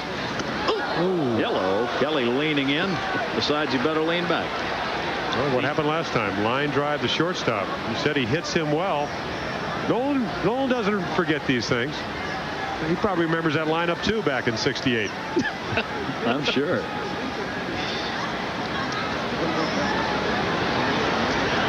Two runs, 5 hits Yankees. 2 runs, 3 hits Rangers. And then he went away.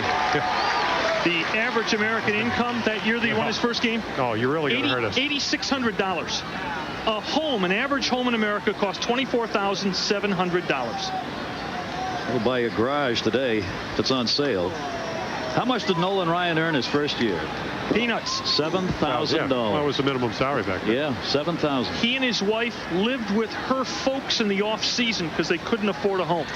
Know the feeling. Got him. Had him going around on that one. He's really got him jumping at the plate now as Kelly's fooled here. Inside, outside, up high, down low.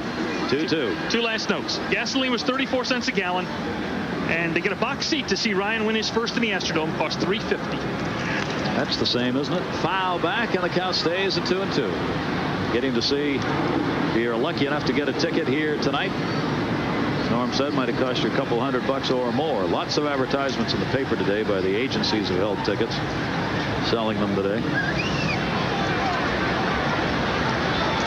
2-2 ball game. Kelly stepped out on him. One down, bases empty, and a 2-2 count.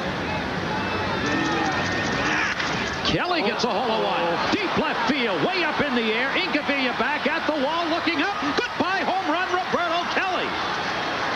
And the Yankees have a 3-2 lead on 2 home runs in the 4th inning.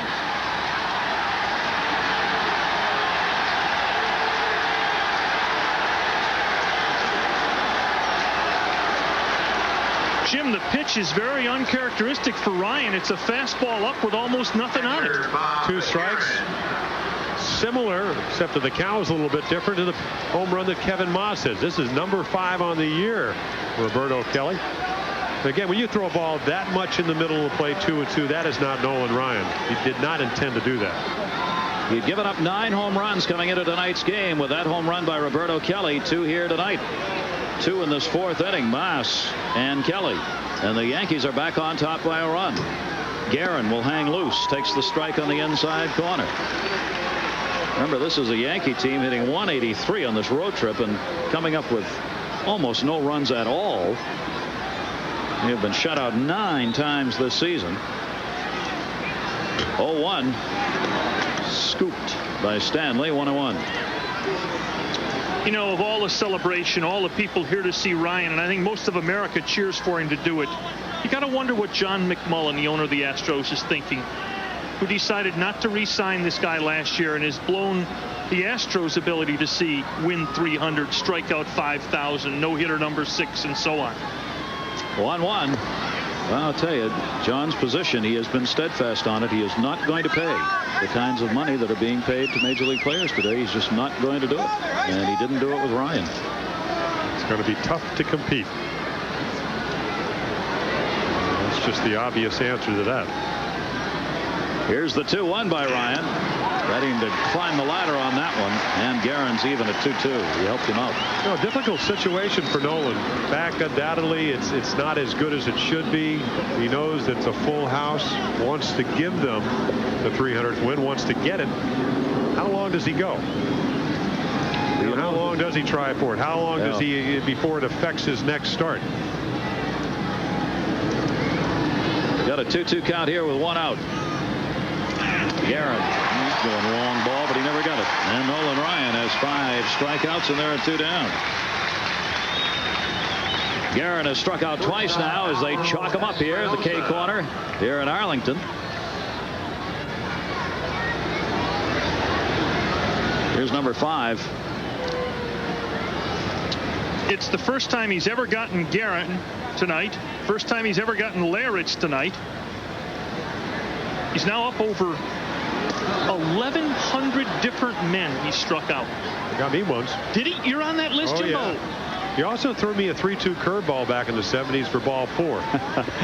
He was up over Espinosa's head on that first pitch, and he's inside on that one. 2 balls and no strikes. We were always told pitchers remembered their games. I never knew they remembered all their at-bats. No, Are you kidding? I remember the one against Pitchers Nolan remember Ryan. every at-bat. Yeah. Never mind the pitcher. Here's the 2-0. Foul ball, 2 balls, 1 strike. Hey, when you were as frightened as I was, boy, does that ball move a lot. You didn't bail out, Jimmy. No. That's what matters. So you hung in there. Jimmy, did you literally stand there in the batter's box thinking, how does he make it do that? No, I thought, you know who I thought that against? Koufax, 66. The last game he ever pitched. He made the ball jump about 8 inches, 8 to 10 inches up, and he threw a curveball that started over my head, and Roseboro caught it down at his ankles. I wondered how he did that, because I couldn't do it.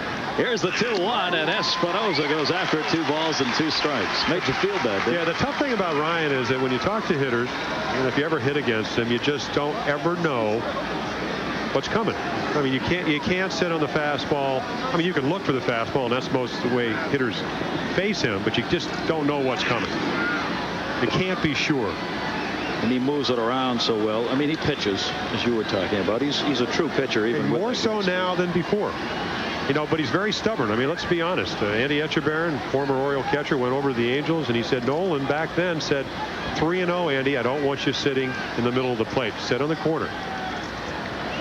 Of course, he also struck out 383 guys that year. 2-2, and a battle here with the number 9 hitter, Espinosa, who struck out the first time, trying to prevent it from happening again. 2-2. This is something Ryan doesn't want to be happening. Ryan is like a gas tank these days. Unlike earlier in his career when he'd have 160 gallons in there, he may only have 110 gallons in there, and for Espinosa to be taking 4 or 5 extra gallons out is not good for Ryan. He's a lot like when he had the ligament problem down in Houston, where they limited his pitches to 100. By doing that, how many innings will that allow him to be effective in? Traditionally he's going to get a lot of foul balls because of the high fastballs. The 2-2, there's another one. But that also tells me something, that maybe his back's bothered him a little bit, because he doesn't, even though he has pitched up in the strike zone over the course of his career, we saw earlier that sinker, that with the seam fastball, that he does get down. Not too many low fastballs tonight. The 2 home runs this inning both felt high. 2 balls, 2 strikes. He'll try it again on Espinosa. Just pops that one up off the fist. Jeff Hughes, third baseman will make the play, and that'll do it. But Moss and Kelly with home runs. They're giving the Yankees the lead back. Nolan Ryan looks in for the sign. Now he goes into the motion, and here comes the pitch. The Bic Metal Shaver. It makes me look good every time out. Wow, what a pitch. Nolan's never looked better. 3-2, New York leading again on the home runs. And Dave LaPointe's got a lead to work with as Doherty, the designated hitter, takes the pitch for a strike. We were talking about those who have struck out against Nolan Ryan with all those numbers. Claudell Washington has the distinction of having been struck out more than any other pitcher by Ryan, 39 times. Fouled it off. There are, would you believe, some empty seats here in Arlington Stadium. But there may be a good reason why there's empty seats. I mean, other than the fact that we're doing the broadcast. Or they got to go to the bathroom. Go ahead. Some people bought tickets to this game without ever intending to use them and keeping them as collector's items. Good idea. Oh, yeah. Dave LaPointe, he's matching Ryan in strikeouts. Dave LaPointe has 6 strikeouts in this game, 3 in a row. One collector bought 100 tickets to tonight's game just to keep them, to sell them as collectible items in case tonight was the winner. He's sweating right now. Yes. Just a little bit. Great to have you with us on our Wednesday night baseball game from Arlington. Nolan Ryan's going after 300. World watches. We're very happy to have you with us. Thorne, Hitzges, and Palmer, the 3 here, you there. And it's a 3-2 New York lead. Dave LaPointe. Tell you, we talk about Ryan all the time, and appropriately so tonight, but Dave LaPointe before the game, was he ready? And Stump Merrill said, of all the guys I have who I'd want to put out there on a night like this, LaPointe's the one. We talk about Ryan's competitive instincts, so does Dave LaPointe have that kind of instinct. Well, you got to have it. I mean, you don't have the ability that Ryan has, and to go out there and compete, you got to do it maybe not with your ability, but with your heart, with your mind. And LaPointe's that type of guy, and it's a good matchup against this ball club. Now, we've seen Sierra strike out twice tonight on about identical pitches. I mean, 6 changeups blown away. He has not adjusted at all. Merrill proud of Dave LaPointe. 1-2, crank, left center field. Good ride by Stanley. Way back at the wall, looking up and caught. Roberto Kelly. And he wasn't sure if he was going to hit the wall, Deion Sanders, or catch the baseball. He did the latter. Hello. 2 down. Center fielder in left field, Norm. Last year's center fielder for the Yankees. And a football player in center field. Right.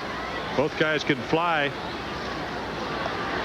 Kelly approached this ball with some trepidation because it's almost like he kept waiting for Sanders to call him off the ball.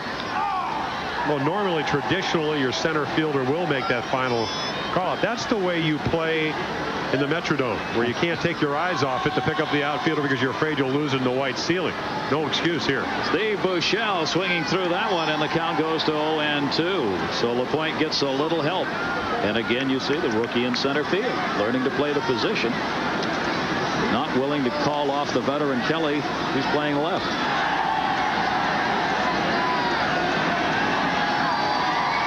Dave LaPointe's one of those guys that contributes in a lot of ways to a club. He's a terrific guy to have in your club in the clubhouse. He'll always take the ball. That's the nice thing about him. Workhorse, 0-2. 1 ball, 2 strikes. Buechele letting it go. Well, what complicated his season last year was the ultimate arthroscopic surgery, but also the line drive off his pitching hand by Kirby Puckett. 78 wins, 62 losses lifetime. That one's going to be a base hit to left. Buechele is on. Roberto Kelly up with this one. Steve Buechele has not had a lot of those of late. Just 3 hits in his last 15 at-bats. But he's on with a 2-out single in the 4th inning. Want to remind you, the St. Louis Cardinals take on those red-hot New York Mets. You'll see it here on Sunday night on ESPN, 8 o'clock Eastern time. Cardinals trying to find themselves this season. It is not their year. It is for the Mets, but boy, would they love to be spoilers against New York. We'll catch the action Sunday night. Jeff Houston batting 9th in the lineup. Drew a walk his first time up. Yankees with a 3-2 lead. Liritz, the third baseman, has moved in case he wants to bunt for the base hit with 2 down. And Liritz thinks he might. Shell at first. Well, lefty versus lefty. It's a wise defensive position by Liritz. I mean, he just figures, hey, Houston may not feel comfortable swinging against the point. Take the bunt away. Take away one of his options. To second base, Sachs, and that'll do it. No runs, a base hit, and 1 left on. 4 have been left on by the Rangers. New York Yankees, who have the lead here on the road this season, have won only 16 games. They are 16-33 on the road. They've won only 18 at home, 18-26 at home. And they are off against right-hand pitching. That's the traditional strength for them. Deion Sanders, the leadoff batter. Nolan in with a strike. He's been on twice, triple and a single. Right-handed starters are 44-21 against the Yankees. That's just mind-boggling. When you look at this lineup, you just say, can't be that bad. But Hall was playing because Mattingly's having a bad year. It's just there is nobody, except Steve Sachs, really, who's having any kind of an offensive season. 1 ball, 1 strike. Deion Sanders hitting .161, and he wants how many million of dollars to stay in baseball? And they're talking to him because next Tuesday he's supposed to go play football for the Atlanta Falcons. Jerry Glanville here. Jerry Glanville's message. They asked him what he thought about Deion Sanders. He said, "I've got one message for the people in baseball: split finger fastball." 1-2 by Ryan. Got him. 6. Hang another K. 1 away. I wonder if Jerry would leave some tickets for Deion if he chose baseball. And counting. Deion knows who Elvis was. He knows what this high fastball is after a triple and an infield hit. You know, the one thing Nolan's always been able to do is adjust. And he said before the game he thought he might have difficulty with some of the Yankee guys because he doesn't know them. 2 or 3 times through the lineup gets you a little bit more familiar. Sachs takes the fastball, had an RBI in the first and the ground ball out, and picked up that single in the 3rd inning. 2 home runs. Moss and Kelly that came in the 4th inning for the Yankees have given them their 3-2 lead. Look at it. You know, all the scouting reports in the world, they don't equal to seeing a guy react to how you throw on the mound. Curveball just totally gets away from him. Tell that to Steve. No, you're right. Just didn't get on top of it. See where the next one is, though. Got that one in to short. Jeff Houston's got it to throw. 2 down, 5th inning. Sachs retired. 2 away, bases empty. Azócar coming up. Does he get better as it goes? This year he has. He tends to be this year in the middle of the game a better pitcher, tougher to hit. And we're right in that stretch right now. Ryan started this inning having thrown 74 pitches. And remember, the toughest starting pitcher to hit in baseball from an average standpoint. Opponent's 183. Yeah, 183 before the game. And that dropped from 190. He only gave up 1 hit in his 6 innings his last start out. Of course, they got him 5 runs early. Yeah. Azócar up. Weak ground ball to second. Franco's got it. Makes the underhand flip over to Palmeiro, and that's going to do it. A 1-2-3 inning. But New York still got that one-run lead.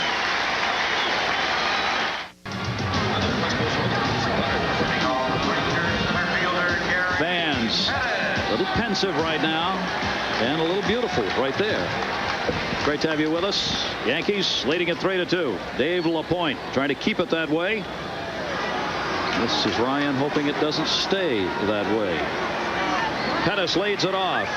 Franco and Palmeiro, top of the order. Squares, takes it. LaPointe's got the strike. Little things inside baseball sometimes help. While the single by Buechele led to nothing last inning, it did get Houston up in the 9th spot, so you can lead off the inning with your speedball Pettis. Eddie Monsoy can run. There's the elastic pitch by Dave LaPointe. 0-2. Yeah, the problem is that Pettis, after having a career year last year, is hitting .235.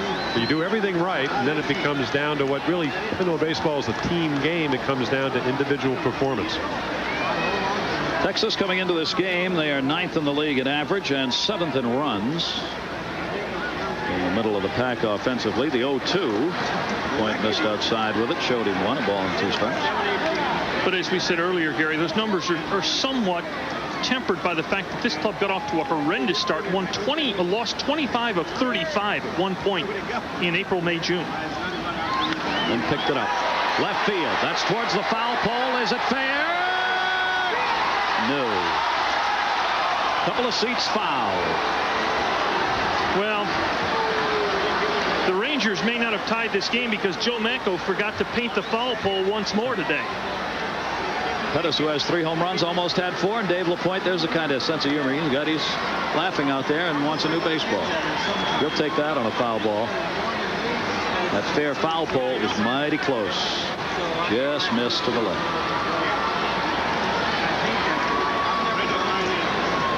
Fans in the right seats. You see how close they were to that foul pole. Yeah, see now if the fan to his left, our right, would have caught it. It's a home run. Tied. Right. Doesn't chase that one, and the count's even 2-2. He had to be with us earlier to get that one. That's right.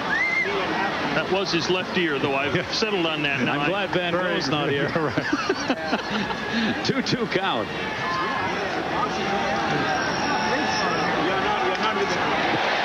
Hit them where they aren't. Oh, beautiful hitting. Just reaches and gets the base hit. A leadoff single for Pettis on a 2-2 count. So it is an individual game, and he does his job. Huh. I tell you, that's the old classic line. He hit it like he threw it. He just flips this ball. It's a terrific pitch by LaPointe. And it's out of the strike zone. But he adjusted. Sierra hasn't done it to this point. I mean, after a while, when a guy keeps throwing it there, and you know that he's not quick enough because you've just jerked one foul and maybe he's not going to come back in there, you have a tendency to look away.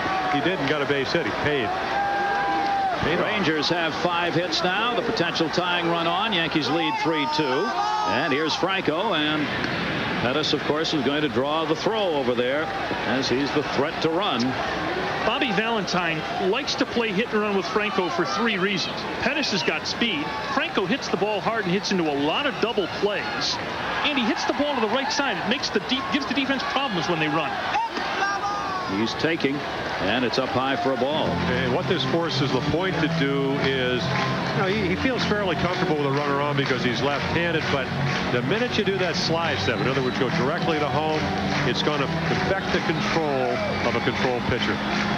This is the count Valentine will sometimes go on. He's got Franco ahead, and he's got a control pitcher who does not want to fall behind 2-0 in this spot. Pettis not running, and again it's away, and LaPointe, who has got to fight for his strikes, just missing now, is behind on the count 2-0. Franco has grounded into 9 ground ball double plays, checking with Oliver, the third base coach, for the sign. What you want to do with a runner that's going to steal, you want to stop him. That's not a problem because he's looking right at him. You also want to get the catcher the ball quickly. Now the key is there's a fine line between getting it to him quickly and also being able to throw the ball where you want to. You'd like to be able to take as much time. You can't. Well, he had him fooled again. That move, he had Pettis going back to the bag. Pettis had that happen to him in the first inning when he ended up going back to the bag on LaPointe. So he's not got the move down of Dave LaPointe yet. There you see what he's done. Stolen bases, third in the league. You know, a lot of good base runners. Bobby Tolan, working with the Orioles youngsters down in spring training a couple of years ago, said get a one-way lead, get a big lead, make LaPointe come over. That will give you a better chance of maybe reading his move. So far, as you said, he doesn't have any idea whether he's going home or to first. 2-1, he's going. Swung on a miss. Throw down by Guerin's a good one, and he got him. And that's why the Yankees throw people out. Pettis is caught stealing, and that takes the leadoff man off the base pass here in the 5th inning. Bob Guerin. First of all, look at how quickly LaPointe gets the ball to the plate for him. Guerin one step and kaboom. And quite honestly, Espinosa had a chance to autograph that one before he tagged him. Gotta wait for him to get there. Does the pitcher like that help? Yeah, he's into the game. Oh, there's nothing more enjoyable. I mean, really. You got a speedster, leadoff man on base. Yeah. You know, it goes back to that stat that Elias throws out every year, that when the leadoff guy gets on, 51% of the time he scores, and if you get him out, it's only 16. So LaPointe says, hey, I just got 35% off the chance of him scoring. Yeah. Just because Guerin did his job, I did mine. In a one-run game. Yep. That's what baseball's all about. 2-2 delivery to Franco, grounded towards the hole and underneath Espinosa's glove. Roberto Kelly will play it back in, and Franco is now 1 for 3 as he delivers a single, and the fans oohing and ahhing about that caught stealing again. You've just seen something unusual for Julio Franco. He does not plug the shortstop third base hole very often with ground balls. When he pulls it, it's usually in the air. Well, that's dead shortstop. That's why they played him up the middle, and as he said, he hit it where they're not really expecting him to hit it. That's why he got the base hit. Good call, Norm. Franco on, 106 hits for him, 9th in the league in hits. He's at first, 1 away, and here's Palmeiro. You know, I would think with LaPointe not throwing hard, you may shift a little bit over to play him to pull. I may do that the next time if he's still around. Franco has 16 stolen bases, by the way, on at first base, 1 out. Towards the corner, Roberto Kelly.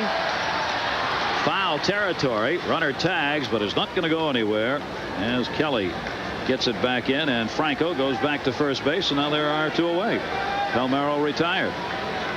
And now LaPointe will work against Sierra, who he's dominated tonight with 2 strikeouts. You can say, well, Ryan's still got 4 or 5 innings for the Rangers to rally, but he really doesn't. Ryan, having thrown all in the vicinity of 90 pitches, and given that his back is acted up in the 6th or 7th inning, if he's to get win number 300 tonight, the Rangers probably have to rally, you would think, in the next 2 or 3 innings, this one included. Well, that's why I said there's a difficulty. Nolan, as proud as he is, as much a heart he has, he doesn't want to leave. You know, he may stay a little bit longer than he really should tonight. LaPointe gets the pitch in for a strike. I don't think there's any question about that. If he's got a chance to win, he's going to stay in the ball game, unless he just physically can't. Well, let's see if Sierra has given some thought to his first 2 at bats now. Struck out twice and looked bad doing it. Kind of surprising because he's hit LaPointe hard. He's 10 for 30 against Dave LaPointe lifetime. Also hit about 70 points higher from the right side this year. Yeah. But he's a kid that's just struggling now. Well, that's the word, a kid. You know, 24, and I think you look at the great things he's been able to do defensively, offensively, base runner. You forget how young he is. I look at this ball club. I think Harold Baines is hitting almost 300 at 299. We're not going to see him tonight, at least not as a regular player. They still need a leader. Harold is too unassuming, too laid back. And then to truly be a ball club that's going to contend with Oakland, Chicago. Good stop made by Guerin. 1 ball, 1 strike, 2 down, runner at first. Ryan hoping the Rangers get 1 or 2 right here. They're trailing by 1. Jim, people would say, well, what about Ryan being a leader? But a pitcher has a tough time being a leader. He made a great thing. He says, how do you get along with the young guys? He said, I'm as old as most of their parents. Yeah. It's tough to relate. I think what they can relate to is the fact that his work ethics, how hard he works, and what it means to him. Towards short. Espinosa will go to Sachs at second. They get the force play, and that'll do it. No outs, couple of hits, but Rangers could not convert. Nolan Ryan, who's after number 300, got to go back to work. Great to come here.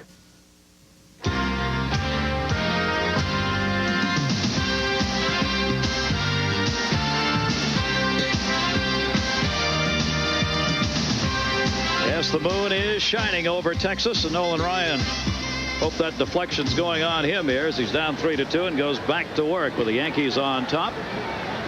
And a ball one count as the Yankees up here in the 6th inning. Nokes, Maas, and Leyritz. Ryan, no walks and 6 strikeouts.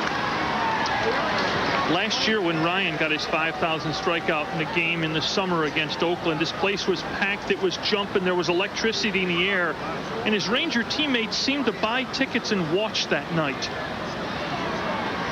There just didn't seem to be the normal energy inside the club. It almost looked like they were waiting for something to happen to them. Did he win? No. They didn't even get him a run. 1-1 misses, 2-1. The players were saying yesterday and today, though, that they say the difference in this one is this is not the strikeouts were Nolan Ryan's. He either got him or he didn't on his own. But they all said, this is us, too. We got to play defense. We got to score some runs. They're probably more uptight than Nolan Ryan. 2-1 delivery. And he's high with it, and he goes behind. A 3-1 on Nokes, the leadoff guy. Pitchers win ball games because of what their teammates do. Obviously, you can present them with an easier job to do, but any pitcher that, more than any pitcher that I can think of, Nolan Ryan has won games more individually. All those strikeouts. So there's a leadoff walk. Well, leadoff man on in the 6th inning. First walk given up by Nolan Ryan. Let's check in with Bill Patrick. Bill. All right, Gary, let's head to the Big O in Montreal, where the Expos have tied it up. Bottom of the 9th, Junior Noboa tees off on Scott Ruskin. This will go all the way to the wall. Marquise Grissom comes around to score. Noboa then gets greedy, and he's tossed out at 3rd, trying to stretch it into a triple. But a new game in Montreal. Gary? Well, Pittsburgh battled back to in the top of the 9th inning, and now the Expos in the bottom of the 9th. Are they battling for position in that Eastern Division race? Indeed, they are. Kevin Maas, he got a hole of one and delivered his 7th home run in the 4th inning off Nolan Ryan. After the last pitch, Ryan took the ball, walked around the mound, took a few deep breaths. You almost look for signs of Ryan's fatigue at this point of the game. Again, what Bobby Valentine said, he will look in to give me a definite sign. Well, it's something that Gene mocked. As we look at the swinging strike, he said that when Dave McNally went from the Orioles up to Montreal, he said as a veteran pitcher, that's what you look for. You know, you don't make the decision. Bobby Valentine, more than anybody, realizes what type of pitcher Nolan Ryan is. I mean, really, when you look at his ball club, 96 games into the season, they're 500. Why are 42,000 people here tonight? Yeah. Foul back, and the first time the Rangers have been 500 since May 14. It's been a while, but they're here for one reason tonight, as most of you out there are. See if Nolan Ryan can put away number 300. 5 straight sellouts in this park to see this pitcher, and the earliest sellout in Ranger history. It was sold out last Friday. After Ryan made it clear this was going to be for 300. 1 ball, 2 strikes. Runner at first base. Matt Nokes, the DH at first. Maas got him looking, fooled him, just throws him. At 7 strikeouts now for Ryan. No Maas. No Maas. He couldn't move a muscle on this pitch. Well, last time he moved the muscle, hit it in the upper, well, not the upper deck, but the pavilion out in right field. Would have gone in the upper deck. He hit it so hard. But constant pitching, hitting in the major leagues is adjusting. Ryan adjusted. Lovely look from Maas after the big breaking ball. Just one little look out to the mound thinking, thank you. Well, what did he expect, though? Right. Yeah. You know, you throw him a 2-0 fastball, he hits it about 430. You want to throw him another one? This is the major leagues. Tim Leyritz, runner going, hit and run on, and he produces down into the corner. That'll send Nokes over to 3rd. Sierra will get it back in. So Stump Merrill puts the hit and run on, and it works. That's a nice piece of hitting by Leyritz, who again went with the ball that was out away from him. 1st and 3rd, 1 out. Jimmy, another fastball high and flat, and we've seen a bunch of those lately from Ryan. Right, we just don't know how his back feels. I talked to the Tigers. They faced him over the last month. They said one time he had a good fastball. This time, not a particularly good one. 2 home runs have been on fastballs. And what that does for Leyritz is allows him just to hit the ball. He doesn't have to try to do something maybe he can't. Roberto Kelly on the pitch out as they thought Leyritz might be going. He'll stay. 7 hits now against Ryan. There you see the lead runner, Noakes, and at first base with a single is Lawrence, who's 1 for 3. There is no action in the Texas pen. This is the point of the game Bobby Valentine probably personally dreaded. Behind, and when do you start considering coming and getting them in a game? Here's the 1-0. Look out. Inside to him. Kelly jumps away. 2 balls and no strikes. Oh, homered his last time. You talked about how well he hits them over his career. Only now, what, about 8 or 9 at bats. It's a real tough situation. Got a strikeout pitcher against a hitter that is aggressive. The reason he's not a leadoff guy is because he swings at too many bad pitches. So he's not a strikeout victim. Breaking ball, and he misses, and he's in danger of loading him up. He's walked only 1, but that was a leadoff walk to Noakes. Now there's a 3-0 count on Kelly with Bob Guerin, the catcher, waiting. 3-0. Not close. 2 walks, bases loaded, and we are at one of those points in this game. Gentlemen, when Nolan Ryan's back has gone in the past, one of the things that caused him trouble with was getting the ball down. He would miss a lot of pitches high. He'd be out of the strike zone, up and in, up and out. And that's been the case this inning. Valentine up. He's looking at Nolan Ryan, not at the bullpen. He wants to make sure Ryan's all right. Bases loaded. Yankees lead at 3-2. 1 away. And Bob Guerin, who has struck out twice, is coming to the plate. The bullpen is now active for the Rangers. Jamie Moyer. Guerin towards the middle. He's got himself a base hit. Noakes will score. Lawrence around third is coming home. Pettis will throw into second base. And the Yankees have a 5-2 lead. Bob Guerin, who had struck out swinging twice, delivers a bases loaded 2 RBI single. Alvaro Espinosa. The Yankees came loaded for bear, and for Bob Guerin, a big hit, and you see the Yankees dugout up and at him. 21 RBIs for Guerin. Well, they like him. We saw how he can throw, and you're talking about a ball club. We've seen some outstanding pitching by LaPointe. Their record would not be 25 under 500 if they could get this kind of pitching and this kind of offensive intensity. Obviously, Nolan Ryan has said, want to stay. Jamie Moyer will stay ready. With as well as LaPointe's throwing, and realizing that the strength of the Yankees has been their bullpen this season, you cannot afford to fall much further behind than this. 3 is a lot the way LaPointe's throwing now. 5-2 lead for the Yankees. Runners at first and second. Espinosa double steal. The throw by Stanley. Got him. Roberto Kelly on the front end of the double steal is caught. And there are 2 down. Yankees trying to make it happen. So with 2 away, runner. Some people think he's a Superman. But when a 43-year-old has to throw 75 fastballs, even Nolan Ryan's muscles can ache. So after the game, it's the medicine doctors recommend most for sprains and strains, Advil. For me, it's a couple of Advil, and those muscle aches are long gone. And Advil's gentler on my stomach than aspirin. Today, it isn't aspirin or Tylenol. It's Advil. I feel ready to go another 9 innings. Advil, tablets and caplets, advanced medicine for pain. Nolan Ryan trying to get that 300th win. The last one to do it was Don Sutton. Nolan Ryan, there are the numbers. He's at the century mark. Does have the 7 strikeouts. Note, however, those 2 walks came in the 6th inning. We have completed 6. Nolan Ryan will face Sanders.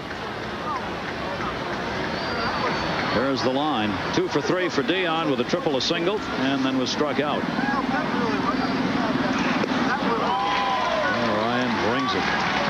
Too bad Don Mattingly's not well tonight. This should be the 3rd prospective 300-win game he played in. He played against Seaver when he got his, and with Niekro when he got his. He wanted to be in this game. That back just would not allow it when he came to the yard today. Oh, you mentioned the average 245. You know, if you've ever watched Mattingly play, that he's got to be hurting to hit 245.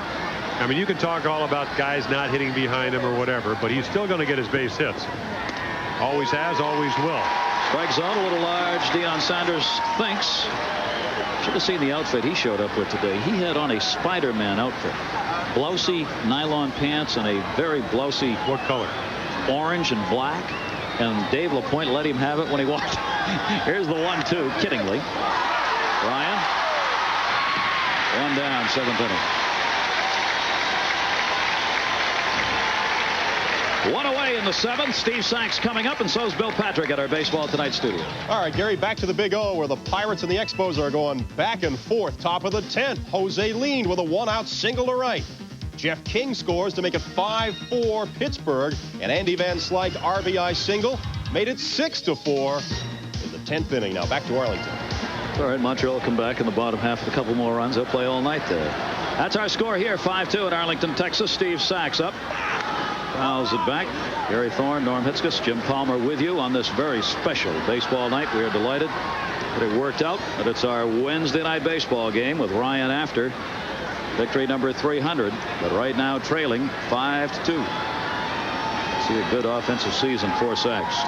Even better last year. Anytime you tie Wade Boggs with 205 hits, you know you've had a good year, even though Boggs not winning the batting championship for the first time in a long time, as Puckett did.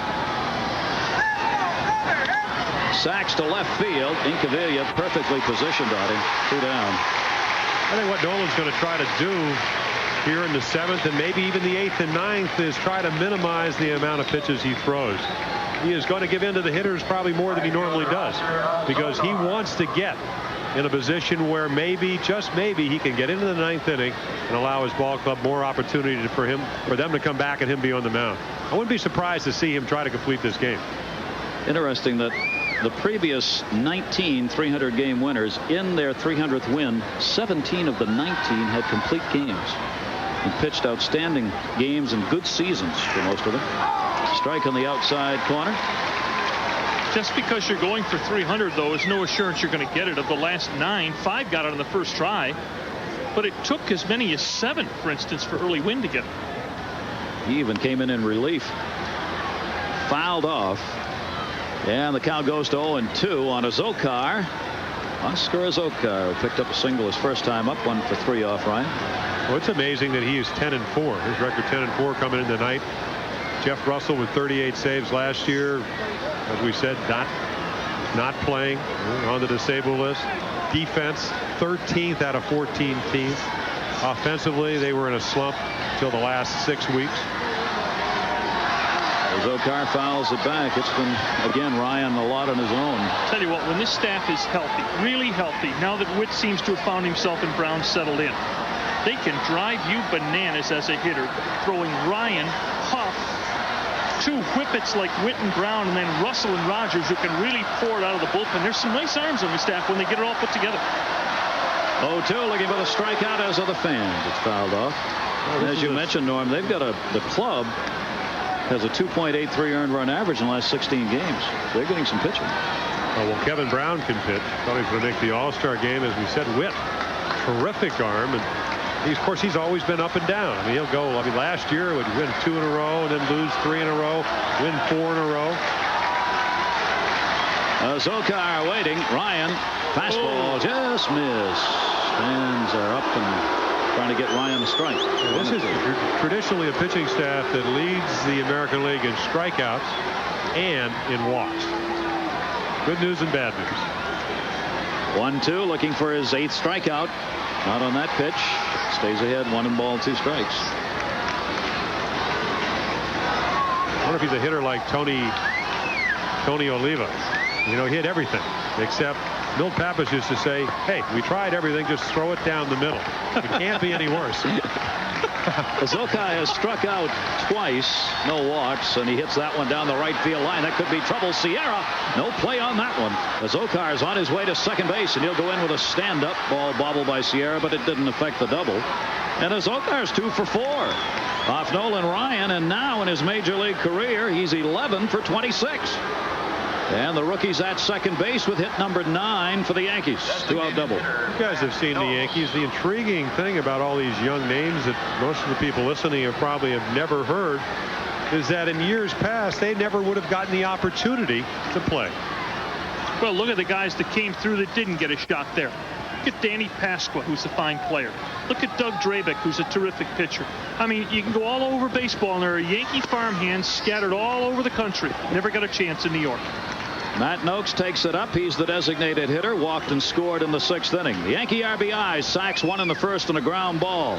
Moss a home run in the 4th. Kelly a home run in the 4th. 2 RBI bases loaded single by Guerin in the 6th inning.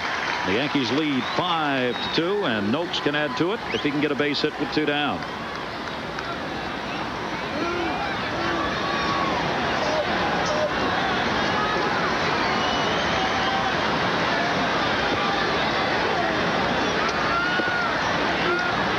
On the count.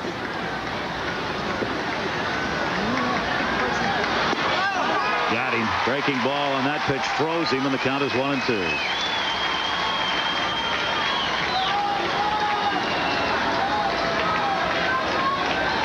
Nice snap here. Whoa. See the rotation, but when you're looking fastball, I think the problem is you don't see the rotation. That's why it baffles you so much. This is up high with that 2-2. Show us that again. So what Nolan Ryan's done career-wise statistically, after he turned 40, the strikeouts have gone up and the walks have gone down. Jimmy, is that the changeup? I think it's a changeup and also a different pitching philosophy. Souvenir? When you go back and think about the middle 70s when he was pitching with the Angels, a lot of people felt that Ryan did not take full advantage of his ability, mainly because he almost pitched like he wanted you not to hit the ball. Now that's against the basic premise of pitching. Catfish Hunter. A lot of guys, they got their strikeouts, but hey, if they could get you out to pop up on the first pitch, that was fine. Are you saying he was almost too much of a competitor at one stage of his career? Competitor. I think also the fact the teams weren't that good. They felt that maybe strikeouts would be parlayed into dollars, and they did. Did do that. Grounded foul. He was the first free agent to have the $1 million contract when he signed that multi-year deal. There's Arnsberg up in the bullpen. Second time Bobby Valentine. Just had somebody up. He had Jamie Moyer up earlier. I think another thing, though, is that unless you're Nolan Ryan, unless you have the gifts that he has, which is the incredible velocity, the curveball, the stamina, the determination, it's real hard to put yourself in that place. I didn't have his ability, so I wanted the guy. I wanted to strike somebody out when I had to. I probably couldn't have done what he was able to do. 2-2 towards second. Franco's got it. And that will take care of Noakes. No runs. A 2-out double left on at second base. 7th inning stretch time.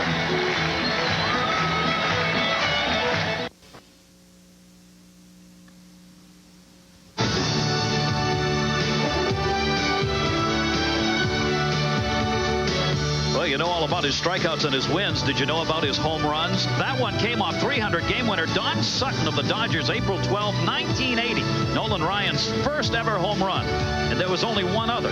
That one off Charlie Palaio, a 3-run homer in Atlanta, May 1st, 1987. The 2 dingers for Nolan Ryan.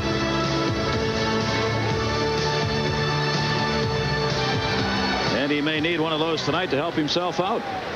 7th inning stretch, fans settling back in, waiting, hoping. The Texas fans, New York leading at 5-2 as we go to the bottom of the 7th. Buechele, Jeff Hewson on the top of the order. Pettis. Gentlemen, there's a chance Nolan Ryan could be finished for the evening. The Rangers have just gotten people up to throw this inning. Now that might be, let me caution you, that might be Gary Milkey just back from the disabled list getting some work. Or it could be Milkey getting ready to replace Ryan next inning. LaPointe misses up high. There's the bullpen. That's the 3rd Texas pitcher up in the pen. Yeah, well, as emotionally involved as Bobby Valentine, Nolan Ryan is, and the fans here, you still want to give him the best shot. He's not going to win tonight when he pitches against Milwaukee.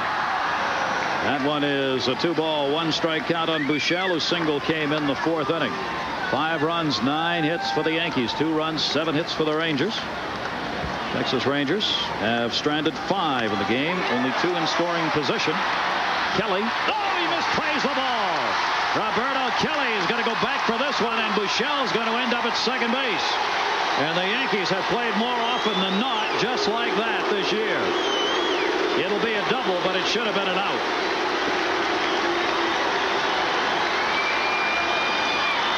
Kelly really nonchalanted this ball. And also misjudged it. Yeah, maybe that's the reason, but I'll tell you what, the great outfielders, they just know. Now, maybe he loses it in the lights. We can't tell. But that is a very catchable ball. You should be sitting on the bench if you're Steve Buechele, and you're lucky to be at second base. That's an out that went into a double. You're very right. Having seen him put up a hand, maybe it was a fact that he lost it for a split second. Meeting at the mound, Dave LaPointe talking with his catcher and shortstop Espinosa. That's the 8th hit for the Rangers. 2 for 3 for Buechele now, and here's the number 9 hitter. Yankees have been on the phone to the bullpen here to get something going. It's Greg Cadaret stirring down there, number 25. Everybody's stirring. They're bailing out down there. Well, here's a big inning right here for Ryan's chance at number 300. Houston squares around, takes it up high. Yankee bullpen has been fairly quiet tonight, but no longer. Alan Mills, the right-hander.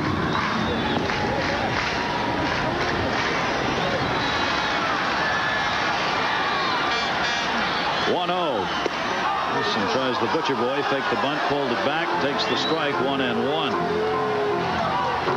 If the Rangers could get a lead right here, of course the runs would go to Nolan Ryan, so he could come out of the game and have a lead, or could come back out with a lead, put him in that position to win it. They've got to come up with 4 to get in that situation. LaPointe misses down low, 2 balls and 1 strike. One of the intriguing things about Houston when they fished out of the Montreal minor league system is how good an eye he has at the plate. 31 walks, 31 strikeouts, which for a very young player is a very, very fine figure. Well, I like the way when the count was 1-0, he was going to really just take a pitch. He's bunting for the base hit, fouls it off. Because he knows what his role is here. Down by 3 runs, 1-0, you want to take a chance of maybe walking. Of course, now that the count is 2-2, things change a little bit. Here's a guy that I don't know if he's going to be a great player, but I think he's going to be a very good role player. And ultimately, Bobby Valentine may decide to platoon him. You know, that is if Kunkel ever comes back and plays regularly. But he's the type of guy with the approach that since he doesn't try to hit home runs, he should be able to hit left-handed pitching also. 2 balls, 2 strikes, nobody out. Buechele at second base. LaPointe overhand fastball. That is a fair ball. Kevin Maas, LaPointe does not get there. Runner stops at third. LaPointe arguing. Buechele at third base. Here comes the skipper, Stump Merrill, to save his pitcher. LaPointe did not get a good break. I think he thought that ball was going to go down the line. So did everybody else. Maas made a great stop. And all Merrill's doing is making sure LaPointe doesn't get heaved. He lets it go very easily with Greg Koss, the first base umpire. And it's first and third with nobody out. I mean, now that we've seen David Cone earlier in the year going that double vapor lock, can you call timeout and run out if you're a manager and you think your pitcher may forget about the runner on second that's going to third? Great play by Kevin Maas just to make this close. Let's see if he got him. He said he tagged him. He didn't. He didn't. That is going to be it for Dave LaPointe. That's a tough one to leave on. Nice shoulder move by Jeff Houston, who will be credited with the infield single, moving Buechele over to third base. Everybody did their job. Kosk, the umpire, using the base runner. Kevin Maas, the only guy that didn't was LaPointe. It's a cardinal rule. Hit to the right side, you get over there. Now, if he got over there, he would have probably still be pitching. Stump Merrill standing on the mound and hasn't made a decision. He's just standing there, and now the umpire is making the call for him. There's the play. Merrill's bullpen was not ready, so Stump came over and stood on the mound with Dave LaPointe. He was going to change pitchers, but he was going to wait as long as he could. Hendry came out there and stood around. Credit Dave LaPointe, who's also working on just 3 days rest with an outstanding start. He leaves with a lead, 5-2, 2 walks and 6 strikeouts.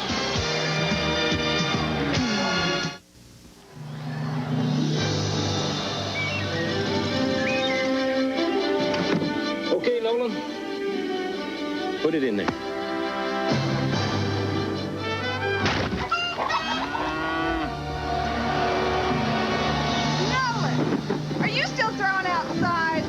She's right. Try low and inside.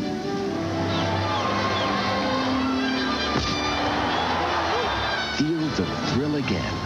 Join us at the ballpark. The preceding message was furnished by Major League Baseball. Well, the tying run's going to come to the plate. Dave LaPointe, strong outing in this game. He had a complete game loss against Minnesota in his last outing.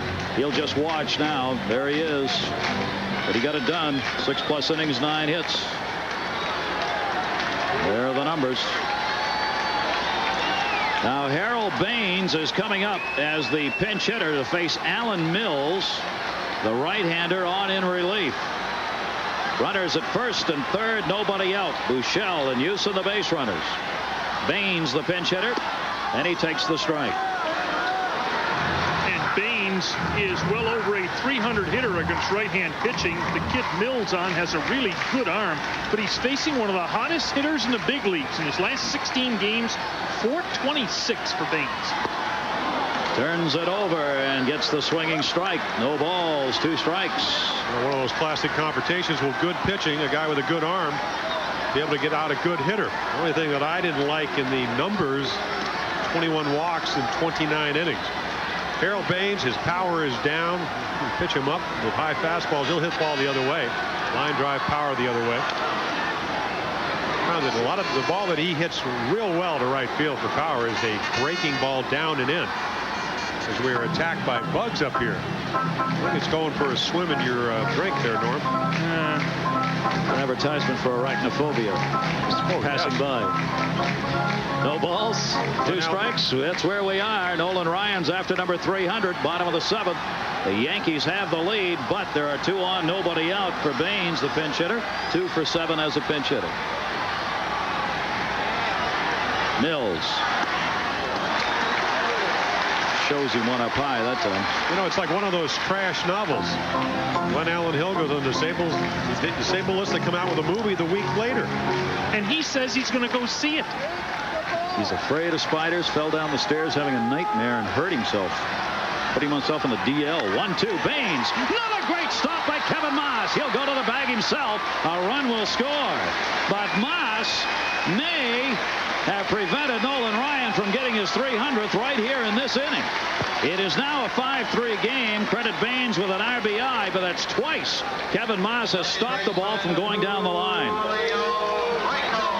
And you've got to understand, this young man really isn't a first baseman. He's an outfielder. Well, actually, he's a DH, let's be honest. Well, DH and outfielder last year at Albany, where he played most of the time. And Stump Merrill said this is not his regular position.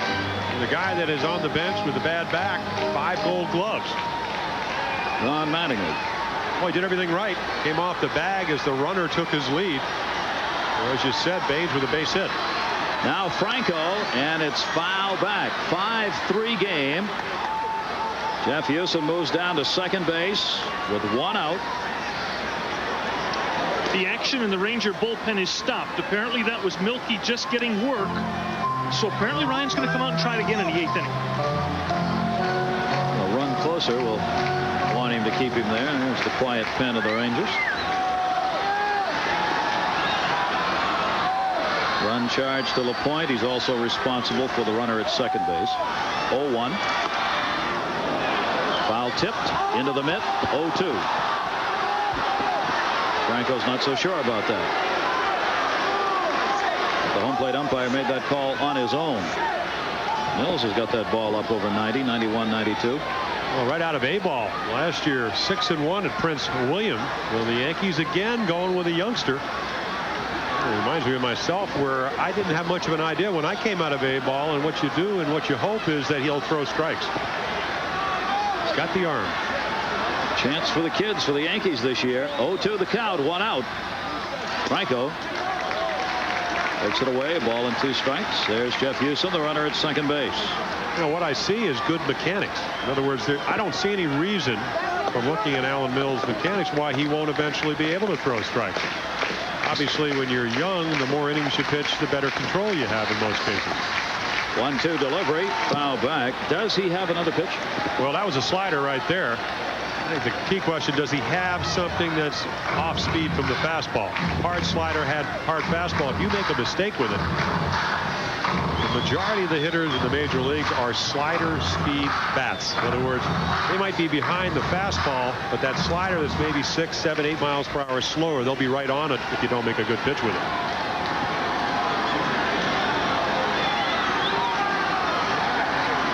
One ball, 2 strikes. Houston with a lead at second. Hopped him up, could be trouble. No play on it. Zokar, the right fielder, going over. That'll send Jeff Huson back to second base. He was going to score on that if it fell in. He'd already decided it wasn't going to be caught. Jeff Huson. If you watch Jeff Huson for the year, I don't think he's finished 4 games he's played in with a clean uniform. Wally Backman kind of player? He's a Wally Backman kind of player. Well, you talked about Montreal. That's where he came from. If there any ball club that is getting more out of their talent than the Montreal Expos, a team that lost all those free agents, Ubi, Brooks leaving. Credit Buck Rogers and company with that one. Also, I think you got to give a lot of credit to their minor leagues because fundamentally they're sound. You talk about Houston going all the way to home. Well, he knows because that's what you got to do when you're on the base. You got to look where the outfielders will play. You got to know whether instinctively the ball is going to be caught or not. 1-2 delivery by Mills, and it's fouled off again by Franco as this battle continues. You don't think the Yankees have a book on Julio Franco? They play him as one of baseball's dead pull left-hand hitters. The center fielder is way over into right center. And Gary, I don't recall seeing a right-hand hitter given more of the left field line in this league ever than Franco. They're playing him where they think he's going to hit it. Now the key is, can Mills pitch to the way the defense is stacked? And that's what pitching is all about. Well, that's the proper way to play Franco. Oh, yeah. The left center field alley and the right center field alley are his zones. Mills worked last night, faced one batter, walked Sierra, and came out of the game. Here with a 1-2 count on Franco. And a timeout taken by the batter. And Franco's not very happy himself as he steps out. Apparently he thought he asked for it a lot earlier than what Ted Henry, the home plate umpire, called it. How does the pitcher feel about that? Well, let me tell you a story. I talked to Alan Trammell yesterday in Detroit. I said, what about Ryan? He said, well, I'll tell you what, in an instance like this, he said he took so long I backed out. Umpire called time. And he just about threw the ball. He had to stop. He walked off the mound. He said you could get drilled for doing something like that. Here's the 1-2 again, and the slider misses away. 2-2. Allen said, he said, I tell you what, he has this way, Nolan, of looking at first and delivering the ball to home, so he wasn't looking. And all of a sudden, he had to stop his windup. And I guess that's another way of intimidating. But I tell you what, Nolan didn't like it. Don't want to get him upset. Ryan has hit 2 this year, by the way. We keep talking about intimidation. The other 50 got out of the way. That's right. 2-2, pickoff, Mills throwing. Yeah. Espinosa moved in. But they don't give us the category for number of batters frightened during a season. Well, they were all frightened. Well, they did that. They did the thing in Sports Illustrated about the most feared batters. They got Gooden over there and Fernandez in the National League, Saberhagen. Well, Saberhagen's got such great control. How about a guy like Nolan that's throwing 95 and doesn't sometimes know where it's going? My favorite still is Ryan Durr. Or how about Dibble? Yeah, same thing. He doesn't know where he's going. 2-2. Inside, and it's a full count. 3 balls, 2 strikes to Franco with Palmeiro on deck. 5-3 Yankee lead. If Rob's listening, I want him to know that Norm Hitchcock said that. He may throw one in the booth at 100 miles per hour. There's Palmeiro. He's waiting on deck here as Franco. There's Palmeiro. Franco just wants to get on for Palmeiro's bat. 3-2 the count. He does get on. Mills walks. Franco and the 45,000 plus here at Arlington are in it because Nolan Ryan, who's waiting on the bench, is behind by 2 runs, and they are potentially on right now. And Dave LaPointe, the Yankee starter, is headed to the clubhouse. Stump Merrill headed to the mound, and we may get Cataray to face Plunk. But, gentlemen, that was a terrific at-bat by Franco, who battled out of a deep hole. Fouled off some pitches, stepped out on Mills, and that's going to be it for Mills. So Mills works to just 2 batters. Baines on the ground out, and the outstanding play by Kevin Maas at first base, and now has walked Franco, and that sets the stage for Palmeiro. And now the great Nolan Ryan demonstrates his pitching technique. The Bic Metal Shaver. It's great. How about that? And you know, Jim, it's pitches like that that'll get him into the Hall of Fame. Boy, you said it, Mel. Cadaret, Rafael Palmeiro takes the strike. It's interesting here with Cadaret on a left-hander. Palmeiro's batting .337 against lefty. What he doesn't do, though, is drive the ball against lefties. He'll spray the ball against them. You can always see Rafael get a base hit to left field. I don't mean always, but that's what his philosophy is. Got away from a little bit towards the end of last year. And won't get one there. Leyritz in foul territory. Puts it away. Runners remain at first and second base. Big out. Palmeiro 2 down. 2 on.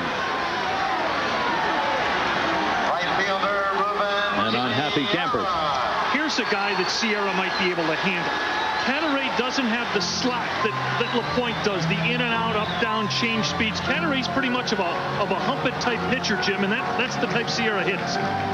Definitely. Ryan is in the dugout. There's Nolan. Comes back. You know, he could be in just getting in.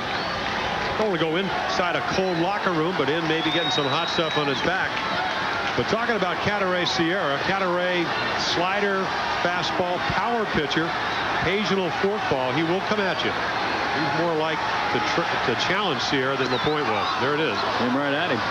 You know, out over the plate. If you're better than I am, hit it. Hit it. Ryan hoping. Yankees lead it 5-3. 2 on. A run in here in the inning. Sierra 5 for 13 career-wise against Cadaret. Cadaret the fastball away. When Sierra's in one of these slumps, he tends to start his timing mechanism early. He lifts the foot and he gets out ahead. He tries to jerk everything, and you can get him out with the ball away. 4 for his last 27, hitting .264. Fouls it back, and ahead on the count goes Cadaret. 1 ball, 2 strikes. Well, when you do that, there's nothing left. And when you talk about Strawberry, he lifts his leg, but it's where you put the leg down that allows you to hit off a firm opposite side. So when Strawberry is struggling, if you take a look at Nolan, Ruth looking on. Well, Alvin, Texas. Sierra simply can't cover the plate when he gets out ahead. He can't cover the outside corner. 1-2 delivery. He got it in there. He got it to deep center field. Deion Sanders has room near the wall. Will put it away on the warning track as they were up in Texas, but they are back down. Now Ryan is up. We go to the 8th. Nolan Ryan looks in for the sign. Now he goes into the motion, and here comes the pitch. The Bic Metal Shaver. It makes me look good every time out. Wow, what a pitch. Nolan's never looked better. Friday night, the Boston Red Sox try to tame the Tigers and the Reds battle the Giants. Or in some areas, the Rangers face the Blue Jays and the Astros meet the Padres. Friday night, live on ESPN. These are still men playing a little boy's game, and it's the intensity that makes it that way. Take a look at the reactions on this fly ball out by Sierra. Ryan on the bench. First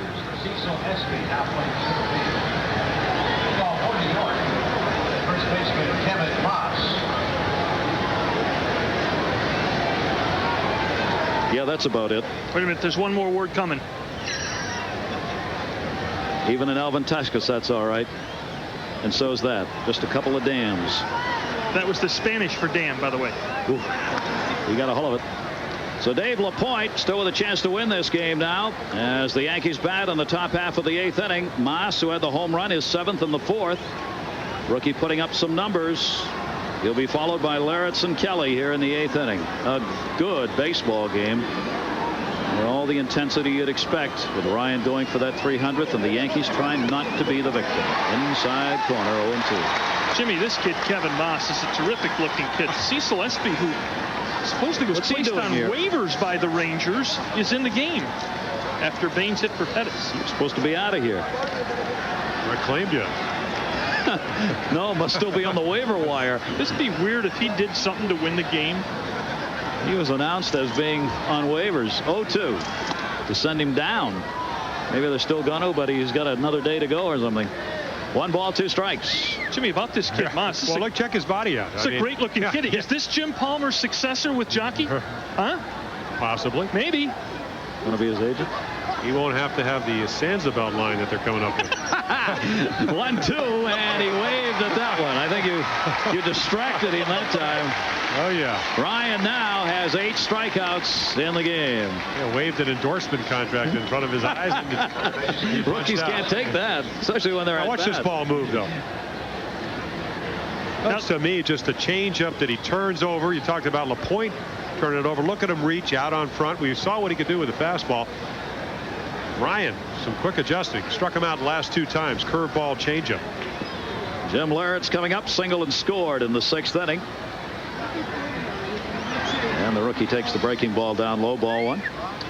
We're now past 125 pitches. There's that bug. That bug you were talking about? Oh, my. Spando plate. 1-1. Sansa-Belt strike zone. I mean, keep plugging that company. I've never worn this stuff. What are you? Come on, will you? Here's the 1-1. 1-2. Which reminds me, Jay Johnstone, one of the announcers for the New York Yankees, wanted to make sure to say hi to his dad, Jack Johnstone, who just got out of the hospital in Hemet, California. We hope you are well after the operation, and your son says hello. The 1-2 and a check swing. Ryan. 2 down. 2 away here in the 8th inning. We got to give a Major League disclaimer and a Yankee disclaimer, Gary. ESPN wants to thank George Steinbrenner and the Yankees for a special appearance allowance for us to do this game. The opportunity to bring it to you in this copywritten telecast presented by authority of Major League Baseball may not be reproduced or retransmitted in any form prior to midnight without the express consent of Major League Baseball and that couple at the Dome. 2 down, nobody on here in the 8th inning. And here's another of the home run boys tonight, Roberto Kelly. He got his 5th in the 4th inning. Been on twice, had a walk. Hitting .283. We talked about the pitch count, Norm. Back in the 70s, early 80s, that would just be about 5-6 innings. Just getting loose. Over 120. That's down low with that 1-1. In fact, we ought to be at about 130 right now. Here we are. Close enough. Great percentage of strikes. Maybe too many. Yeah? Yeah. I mean, 95 strikes. Yeah, well. And if you go back to the at-bats, the home runs, 2-2 pitch to Kelly, 2-0 to Moss. Guerin, just a ground ball up the middle, but the 2 big blows make you wonder about your stuff for the home run. Kelly looking for a long ball right there. 2 balls and 2 strikes. 5-3 Yankee lead as they try and get out of a couple of losses they've suffered here against Texas. Nolan Ryan hoping. 2-2. Ironic that a Yankee team, which is about the worst in baseball, is the worst in baseball, becomes the Goliath in this game. Hardly anybody wants them to win tonight except the diehard Yankee fans and those guys right there. Well, we talked about it. How do you motivate a ball club 25 games under 500? Try to keep a guy from winning his 300th game. They've done it here tonight. And there's the walk. Kelly is on. That's the 3rd walk given up by Ryan. 2 down. A runner on at first base for Guerin, who had a big hit earlier. We'll come back for that after we check in. Bill?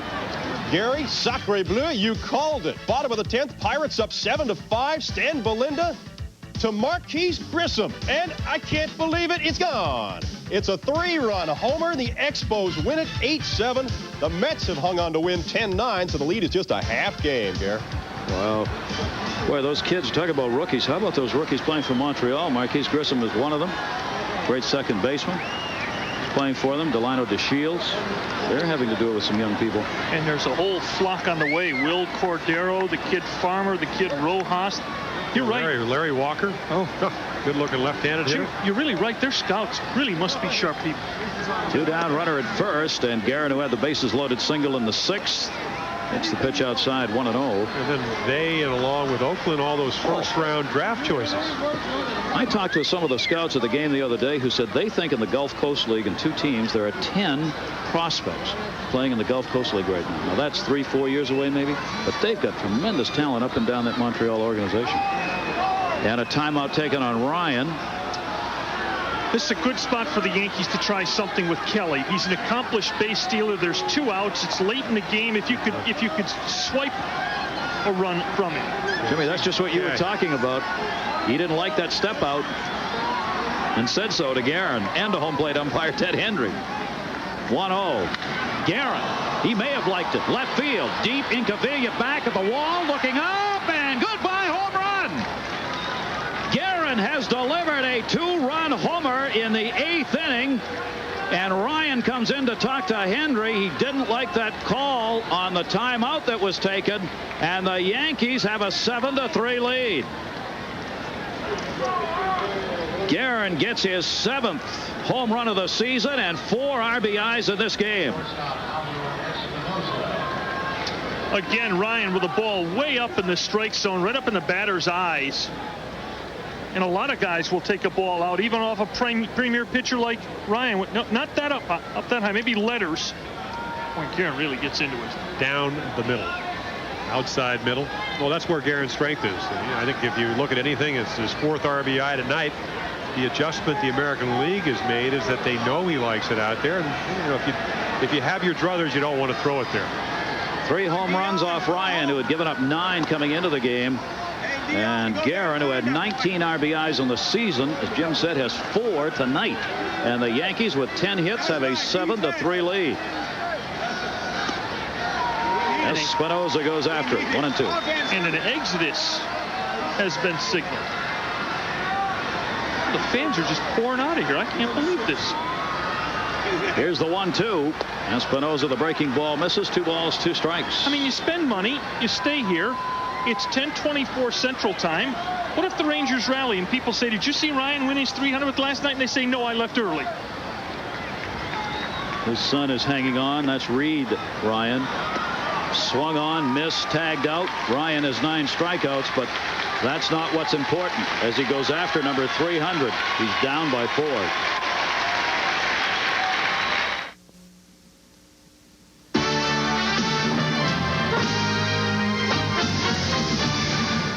Our Budweiser storyline right there. Nolan Ryan trying desperately, but the home runs of the Yankees have really helped. Moss, Kelly, Guerin, a big night, a home run, a bases loaded single.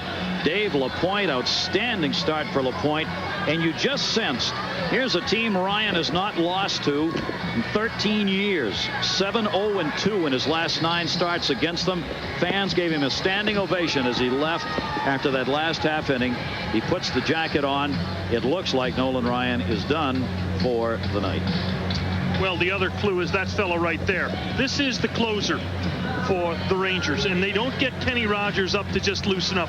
When Kenny gets up, Kenny comes in. I think it's safe to assume Ryan's through for the night. There are the K's, 9 of them tonight. Next Wednesday night, another great ball game for you here on ESPN.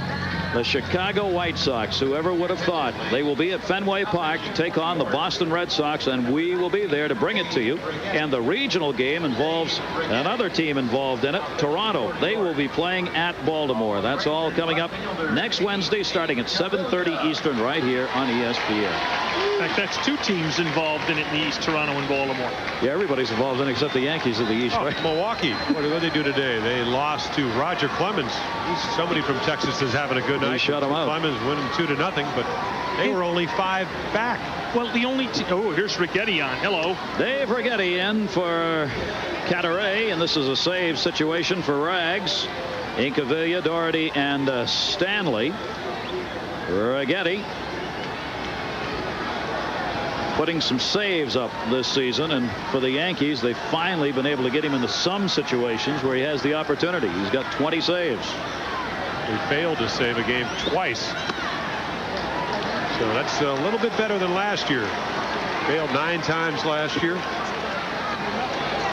Hasn't had as many opportunities, so maybe they've had a chance to use him a little more prudently.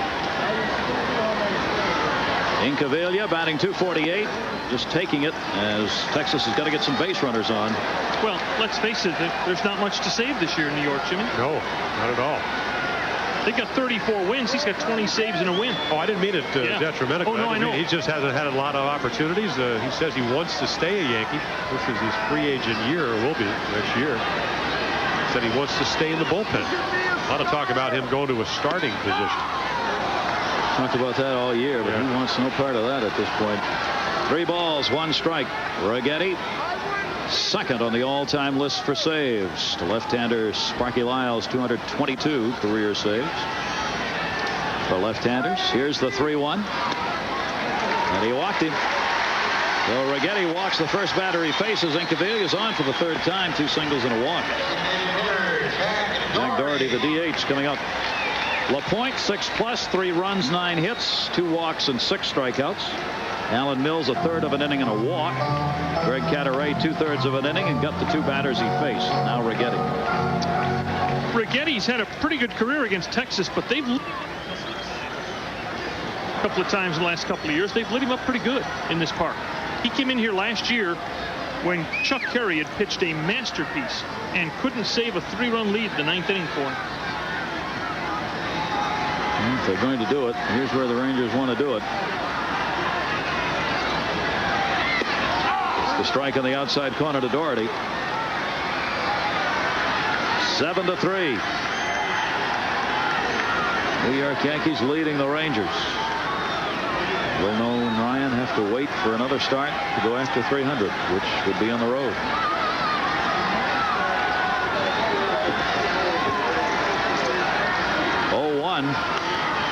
Fisted foul. 0-2. Righetti came up. In fact, one night I'm running in the outfield when I was still pitching with the Orioles, and I'm watching him throw on the bullpen in right center. And it was like somebody handed him a gift. I mean, he had a terrific arm speed. He had 4 pitches. Doesn't use all 4 as a reliever, but as a starter, like when he pitched the no-hitter. Good curveball, good slider, changeup. Now, when he gets in problems, up in the strike zone. He throws a strike like he did to Doherty down, will be effective. He'll take some off right there. Waste one there. 1 ball and 2 strikes on Doherty. Announced crowd of 41,954.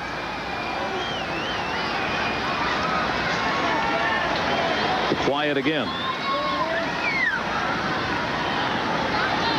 New York got 1 in the 1st. Rangers answered with 2. New York got 2 more in the 4th. 2 more in the 6th. Rangers got 1 in the 7th, but New York came right back with 2 in the 8th. Foul back. This is a peculiarity of Texas crowds, where in a lot of other baseball cities, you want Ryan to win. You're here to see him win. Here's a chance for a rally. The relievers walk the leadoff man. There'd be a lot of clapping and foot stomping here.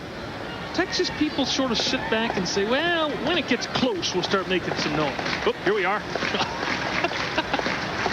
That's Zonk, the guy with the drum who starts beating the drum. He's the guy who usually starts. A reluctant following. Here's the 1-2. Got him. Bunner will go to second base. Incaviglia, and a little ow as he went in a little hard at second. And let's see how he gets up here. Left leg. Guys, as Incaviglia walks around, let me ask you something. That is his tobacco tin in his left back pocket. Why? Why? I mean, let's say he has to slide on that, and let's face it, there is some metal there. We could have an awfully embarrassing disabled list announcement. Incaviglia, 15 days, disabled buttocks slit caused by tobacco can. They'll go out and check him at second base. Strikeout for Righetti. Incaviglia says, never mind, I'm all right. He's going to get a little breather here. He goes to second. Why in the world would you play with your tobacco tin in your back pocket? Very quiet Texas bench right now. Bobby Valentine also on his way out to check on Incaviglia.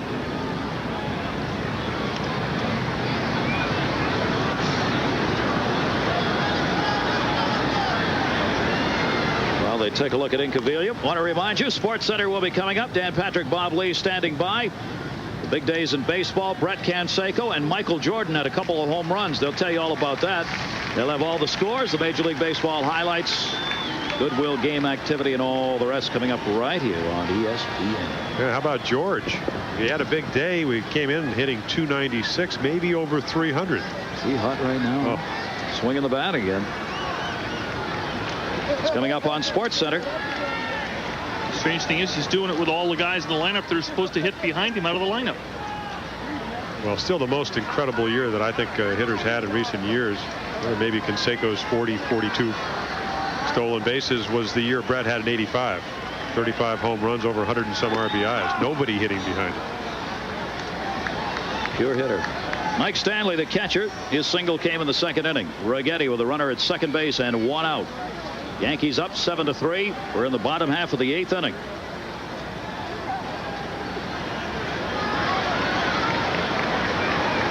One by Rags is foul back. 0-2. I think I'll take that back. How about Mitchell last year? Kevin, 47 home runs. Ernest Riles hitting right behind him. Why did they ever pitch to him, Norm? Tell me. I don't know. Until Matty Williams came along late in the season and really started hitting the ball. Who knows? But who knows why they pitched to Cecil Fielder for 3 months in the American League either. Well, let's see. Who's batting behind him? Larry Sheets. Yeah, they fear Chet Larry. Lemon, he had a 3-run home run last night. He's hot. No balls, 2 strikes. Righetti jams him, and it's fouled off. Stanley remains behind on the count 0-2. Guerin will go out to have a word. Cecil hit another heat-seeking missile last night, didn't he? Oh, I'll tell you what. He hit the ball. I was doing a game with Brooks Robinson. He hit the ball that it was like when I pitched. You know, when you really get that one that you throw about 450 or whatever, you just sit, you know it's gone. You watch it all the way. As a broadcaster, I thought it was going on the roof. He hit it so high that it came down and just apparently missed the roof by about 2 feet. Only 2 balls hit over that roof. What a season. In left field. 32nd home run, I think 82nd RBI yesterday. Yet Canseco's right behind him. Oh, yeah. What if Jose was healthy? Playing the whole season. Or what if they move the fences in 10 feet like he wants them to do? He doesn't need that. He's making $30 million. $30 million. $30 million a year. Here's the 0-2 delivery. Runner at second base. Popped up. Right field. Zokar moving over. And there are 2 down. Incaviglia stays at second base. 2 down here in the 8th inning. That'll leave it up to Steve Buechele to try and get Incaviglia home. Well, it's fairly obvious the Rangers aren't going to get the 4 to tie this inning for Ryan. But if you're thinking of getting him off the hook, that's a run at second base you want to pick up at the bottom of your lineup. If you could just scratch it to 7-4 here, you'd get around to the top of the lineup down 3 in the 9th. Buechele, see the struggle he's had at the plate, but tonight, double and single and a run scored. Well, what a quiet Texas bench. And they're all up on the steps looking out. Knowing this one is getting away. Righetti, that's going to be a base hit by Buechele. He gapped that one. Incaviglia will score easily. Buechele's going to go for 2. Roberto Kelly's throw not in time. And it's a 7-4 lead for the Yankees. Incaviglia crossing. Big night for Buechele. 3 for 4.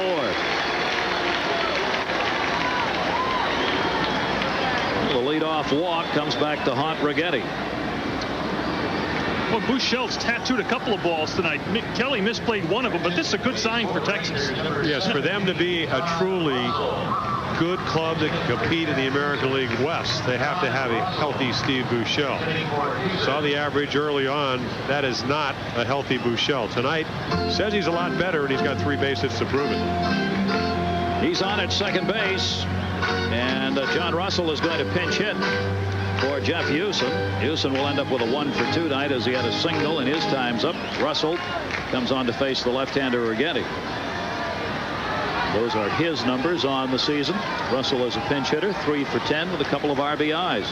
Big chance right here. Get a chance to make this a 2-run ball game if he can pick up this 2-out base hit.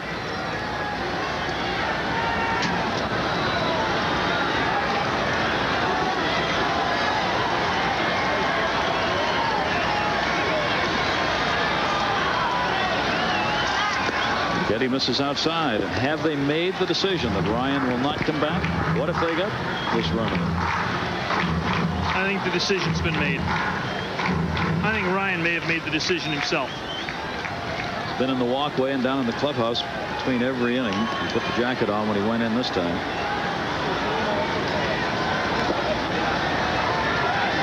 1-0. Russell fouls it back. 1-1. Just to start the rush to the box offices in Milwaukee, the next Ryan start should be either the 30th or the 31st. Now, normally it would be the 31st, but because the Rangers disabled Mike Jeffcoat, nobody's quite sure what Bobby's going to do with his rotation, and Ryan threw a lot of pitches tonight. I would still assume they'd give him 5 days off, and he'd start the 31st in Milwaukee, and then the next one would be scheduled at home the 5th of August against Toronto.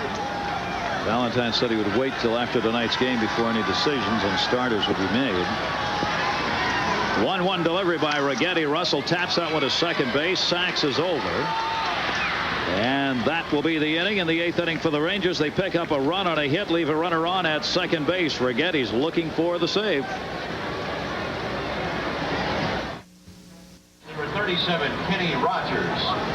Last time Nolan Ryan lost to the Yankees was May 14, 1977. He could lose this one. Kenny Rogers is on. There'll be no 300th win tonight. Rogers relieves him. Don't be deceived by the 4.25 earned run average of this kid.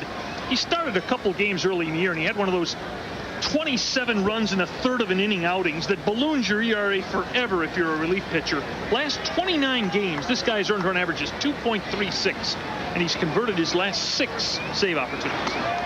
Gary Houston came out for a pinch hitter, so Gary Green's at short. And the Yankees with a 7-4 lead. We are in the 9th inning. Deion Sanders scored a run in the first. Hate to see the closer, Jeff Russell, be on the DL with bone chips taken out of his elbow, but it will help Kenny Rogers to have the experience that he's going to gain this year. Formidable bullpen if Russell can come back and throw like he did last year. This guy is a real tribute to scouting. What some people will see in a kid, even though everybody else looks at him and says he's not a prospect.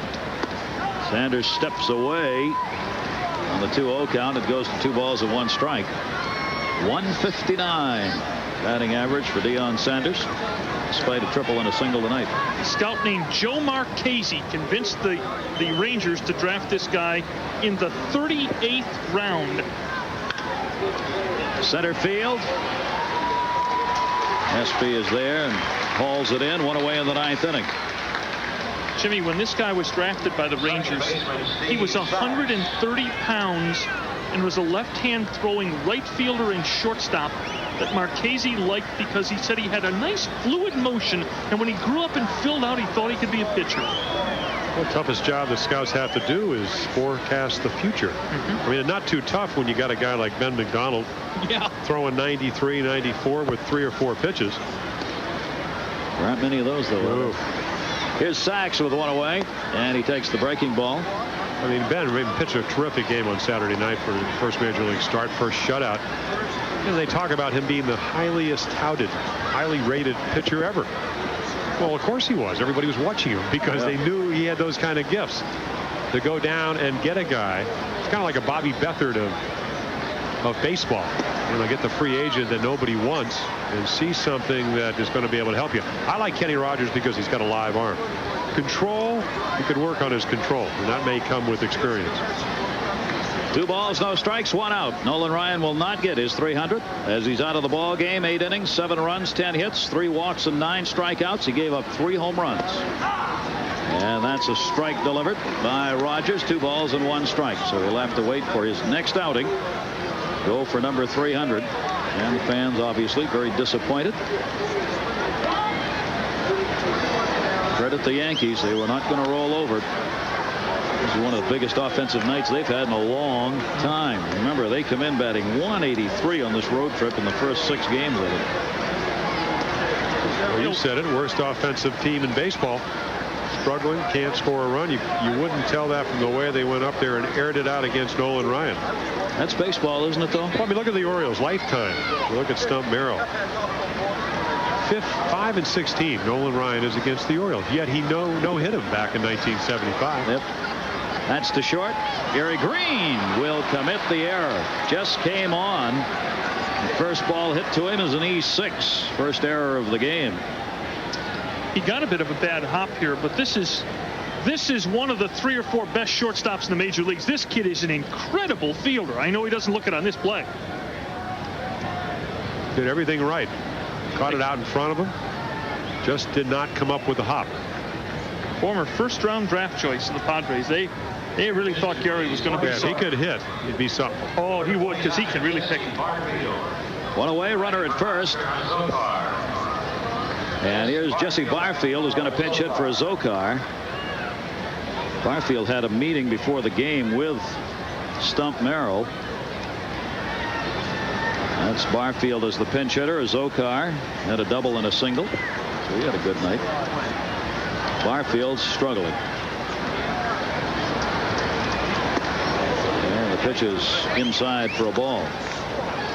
Those are the numbers for him. Not what the Yankees need from Jesse Barfield in order for them to be successful. Tell you what, though, with a club that's struggling for offense, to put 12 homers and 40 RBIs on the bench every night's tough to do. I think they are planning for the future. Yeah. If I was Jesse, that would tell me maybe I'm not in their plans. He's had just one hit in his last 20 at-bats. Runner at first base, Sachs. Don't forget, SportsCenter's coming up right after our ball game. Dan Patrick, Bob Lee will be there. Big day in baseball. Yes, that is the Michael Jordan of the Chicago Bulls. And yes, he can hit a baseball. You'll see him do it. And all the highlights from very big games affecting the pennant races. Now, did you see the highlights? Yes.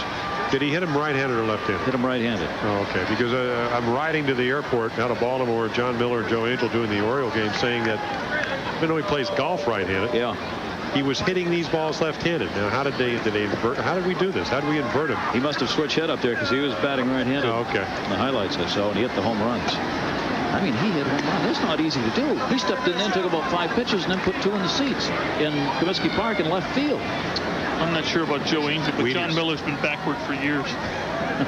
Dyslexic and doesn't even know it. Nor care. Barfield up with 1 down and Sachs on at first base. Yankees going after their 35th win of the season.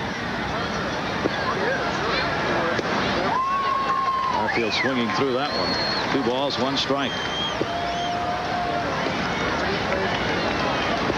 Over 45 home runs in Toronto. Just seems like yesterday. Outfield for the 90s was going to be Barfield for the Toronto Blue Jays. Mosby in center, Bell in left. They want to make Bell a DH. Mosby's got a bad back and is in Detroit, and Barfield, who knows where he's going to be. But he's really been bothered by the left wrist, that lead wrist. I think he puts his hands in a position where he just cannot get the bat out like he used to.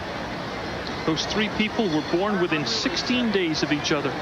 Bell, Barfield, and Mosby, and my, how the fortunes have changed for the 3 of them. Happens quickly in ball games, particularly baseball. 2-1. You were talking about Cecil Espy, who's in center field tonight. Was probably going to be in the minor leagues here in a couple of days. Or who knows where. Yeah. 2-1 count, 1 away. Jam Barfield, 2 balls, 2 strikes. You know, one of the other nice things about Kenny Rogers is he's got a reliever's mentality. He's got that sort of give a bleep mentality. You know, he has a bad day and you can't tell it the next day in him. Well, that's one thing a lot of relievers like about relieving, is that when they fail, good managers get them right back out there so they can be successful. And they get a chance to go right out there and prove themselves. Try having about 3 or 4 bad starts in a row. A month without winning. Did you go a month without winning? Oh, I'm sure I did, yeah. Oh, you know, in fact, 1974, I was 7-12 with about a 3.25 ERA. Then I lost 1-0 in the playoffs. Weaver said, I'm going to put you out there every time. I don't care if you lose 20. I lost 7 in a row. It'd be 2-7. He changed his mind. 2-2, and he got him. Rogers comes back to get the strikeout on Barfield. 2 down. He says, I take it back. Bill Patrick's in our Baseball Tonight studios. Let's check in with you, Bill. All right, Gary, from the never a dull moment department, the Mets and the Phillies. The Phillies scored 6 runs in the bottom of the 9th, but they fall short by 1 as Tommy Herr lines out to Mario Diaz at short. Mets hang on by the skin of their teeth. 10-9 the final. They led 9-0 at one point in this game, Gary. Franco could smile. He gets the save. 7-4 here on Nolan Ryan 300th night. That's not going to be. And here's here's Steve Balboni. Get a look at Bye-Bye Balboni here. This is a good guy to have around. Steve Balboni, you're just sort of happy he's around the major leagues because every once in a while he'll say something to make you laugh. Oh, nice guy. Yeah. Just a lot of holes as a hitter. Yeah. Nobody's perfect. He hit a grand slam about 4 or 5 years ago, and after the game, the press gathered around him. He said, "You know, this is a moment you'll never forget. Your first grand slam." One of the reporters said, "You hit one last year." He said, "Oh yeah, I did." That's why they call him Bye-Bye. Bye-Bye. Another reason for the bye-bye. It's not only the home run. That's folks. right. 0-2 count, 2 down. Sacks on at first base. Yankees lead it 7-4. Rogers throwing over, as opposed to throwing up in the bullpen. Yes, which was a Jerry Coleman line. It's a Jerry Coleman line. Have to give credit. What was it? A Jerry Coleman line. One of the great people in this business. Here's the 0-2, and Balboni takes it up high. Ball and 2 strikes. It's a fly ball deep to left field. He's back. His head hits the wall, and it's rolling towards the infield. Another Jerry Coleman. 1-2. Got him. Rogers gets the strikeout. Last chance coming up for the Rangers. We'll go to the bottom half of the 9th inning. Those are the 3 due up. Back for the bottom of the 9th in Arlington in just a moment. But first of all, let's head to the Metrodome, where the Twins blew this game open against the Mariners here in the bottom of the 8th. Gary Gaetti sends Jeffrey Leonard back. It's off the plexiglass. Gaetti with a 2-run double. He had homered earlier. Minnesota 6, Seattle nothing. Your final score from the Metrodome. Now back to Texas. It's like the Lawrence Welk show. Yankees 7-4 here in Arlington. Goodly number of folks having departed our midst here. Sports Center will be coming right along to bring you up to date on all the scores. Dan Patrick, Bob Lee hanging in there. Ken Seiko's big day. Brett moving up on that 300 mark. All the Major League Baseball highlights. We'll see Michael do something else, this time at the plate. Dave LaPointe, the pitcher of record, looking to go 6-7. Nolan Ryan, pitcher of record, will go 10-5. Ryan had gone 5-0-1 in his last 6 starts. And as we mentioned, hadn't lost to the Yankees in his last 9 outings against them, so 13's an unlucky number. He hadn't lost to the Yankees in 13 years. He's going to lose to them here tonight. Jesse Barfield is staying in the game. He's in right field. Cecil Espy, who's batting in the leadoff spot, will start it out here in the 9th inning. And Barfield in right for Zokar.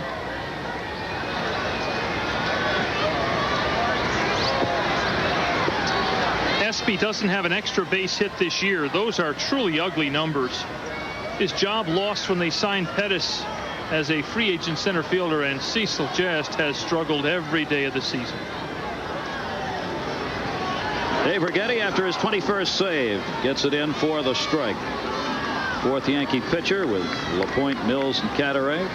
And now Rags. Guys, Espy is 5 for his last 32, and that brought his average up. Oh, he did. He started out like 0 for 21. Oh, it's tough to keep yourself ready, and even if you do, you know you're never going to play. Espy the chopper towards short. Espinosa 1 away in the 9th inning. Keeping Bill Patrick busy at our Baseball Tonight studios. Bill. All right, Gary, let's head to Candlestick Park. Pick it up in the 1st inning. Dodgers and Giants. That's Matt Williams at the plate. Mike Morgan the pitch, and see you later. Deep to right center field, and it is out of here. A 3-run shot for Williams, his 20th of the season. 83 ribbies on the year for Matt Williams. Matt Williams is a streak hitter. The question is, can a streak last for 3/4 of the season? The Giants need it. It will if he hits those pitches. I tell you, you throw that kind of pitch, we see a pop up first. Kevin Moss is there. Franco's retired, 2 down.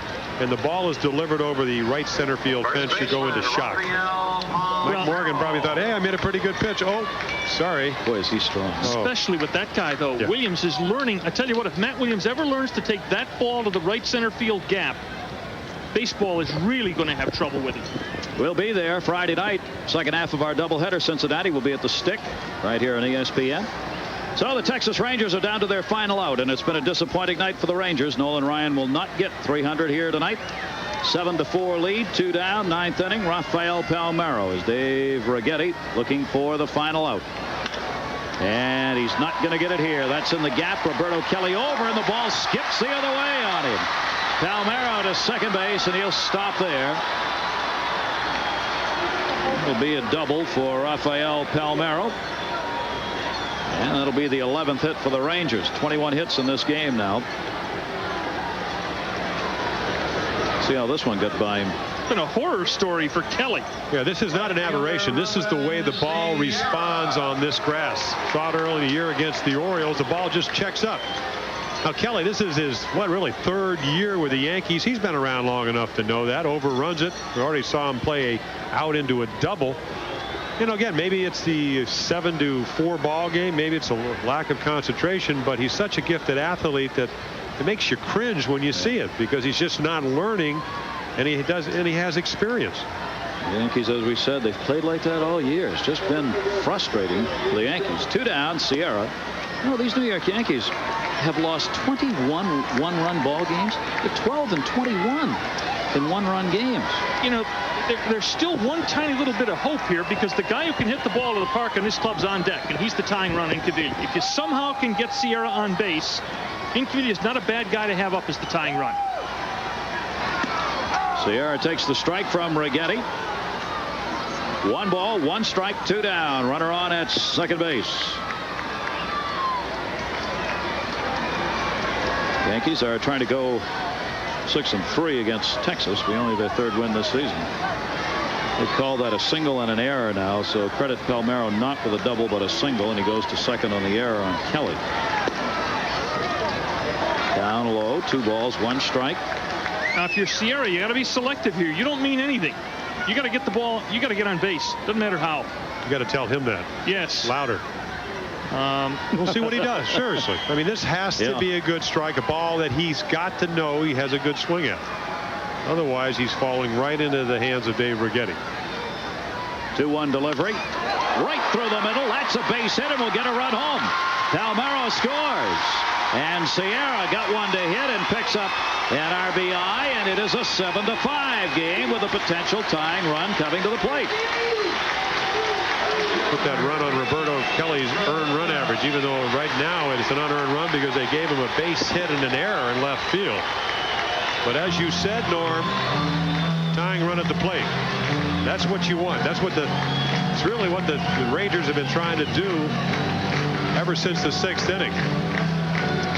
Well, see, Righetti makes a mistake here. All night long, you've been able to get Sierra out on the ball in the outside corner, and he pours one up and over the inner half in a plate. Well, with a guy that's bailing out, that's the pitch he's going to hit.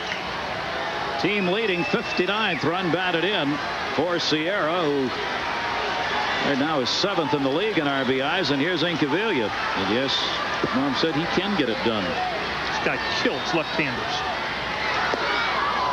And he's going after Righetti. Strike 1. The idea here is not to get the ball down and out over the plate to Incaviglia. That's the ball he drives.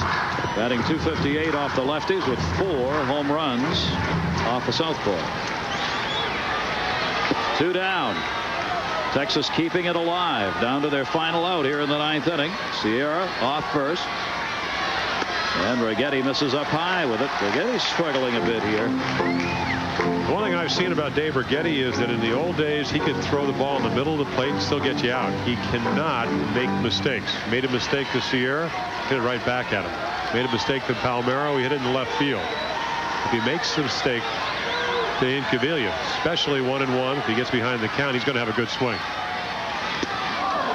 Incaviglia a little bit away from his power zone, and it's 1 ball, 2 strikes. But that's where you want the ball, Incaviglia. You want it waist high or above. He doesn't hit that ball well. Especially out on the black like that was, running away. He's a hitter much like Ron Kittle is. The ball down, Kittle will just drive that ball, but the ball up, he doesn't seem to be able to really drive that ball well. It's a classic pitch that you see well, but it's difficult to get on top of. Righetti 1-2 delivery, swung on, hit in the air to right field. It's deep. Barfield back. They're looking out. Goodbye, home run. They tied the game up. A 2-run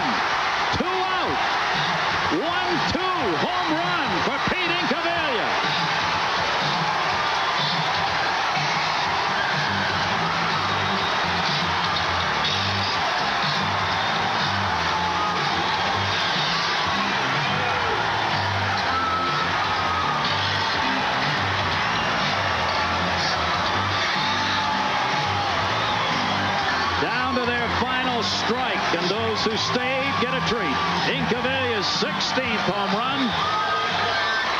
He has a 4 RBI game. Well, they do for Ryan what they've been trying to do all night, which is get him a lot of runs, but it comes too late for Nolan, but not too late for the Rangers. So Ryan will be non-decision, and so will Dave LaPointe. And Righetti does not pick up the save. 7-7, 13 hits for the Rangers. Doherty inside the designated hitter. Take a look again. Remember we told about the power zone of Incaviglia? Look at this pitch. Belt high and over the inner half. You just can't put that ball there, Jim. Well, you can if you want a guy to have a good swing, and he didn't mean to do it. His control has been spotty all night. You just can't throw basically off fastballs and then to a power hitter make a bad pitch. You're right. He made a bad pitch and he paid for it. Well, he's given up 6 home runs this season in relief. That's not good. With only 32 innings pitched. 1-1 the count, 2 down, so it's a brand new ball game. Foul back. A year ago this past Monday night, the Yankees took a 4-run lead at the bottom of the 9th inning. They lifted Chuck Carey. They brought in Righetti, and Ruben Sierra hit a 2-out, 3-run homer to tie it, and the Rangers won it the next inning. 1 ball, 2 strikes, 2 down, 7-7. 3 runs in, bottom of the 9th inning for the Rangers to tie it up. Doherty swings through it. Righetti gets the out, but he doesn't get the save he wanted, and we're going to the 10th inning.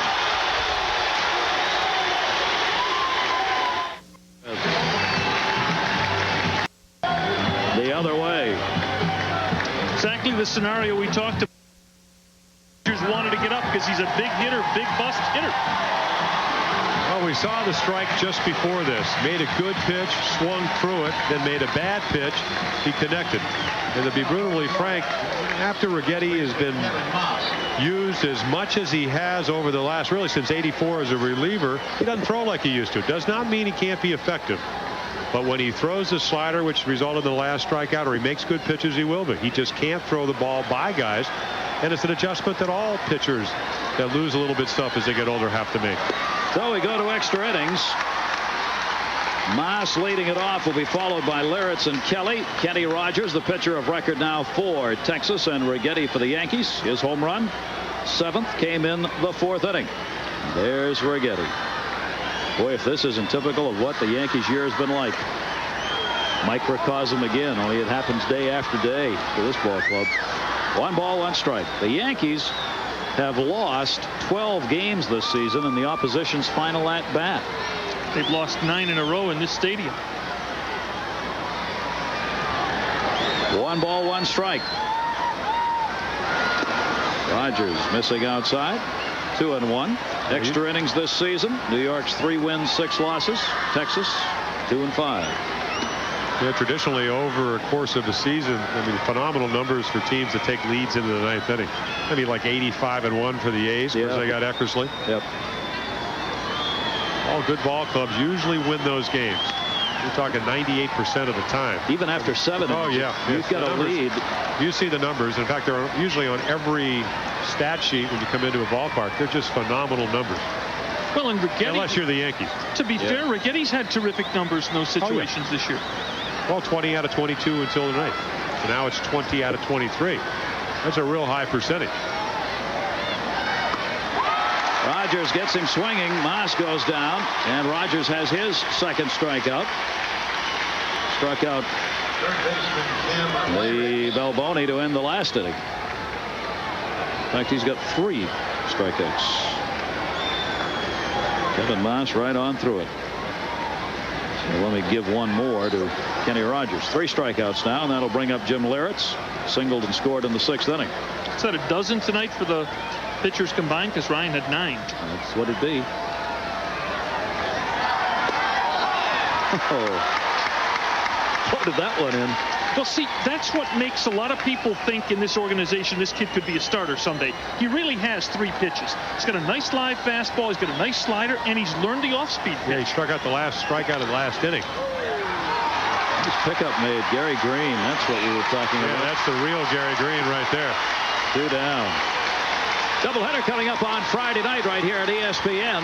And a couple more outstanding ball games. The Red Sox and the Tigers at beautiful Tiger Stadium, or Texas at Toronto.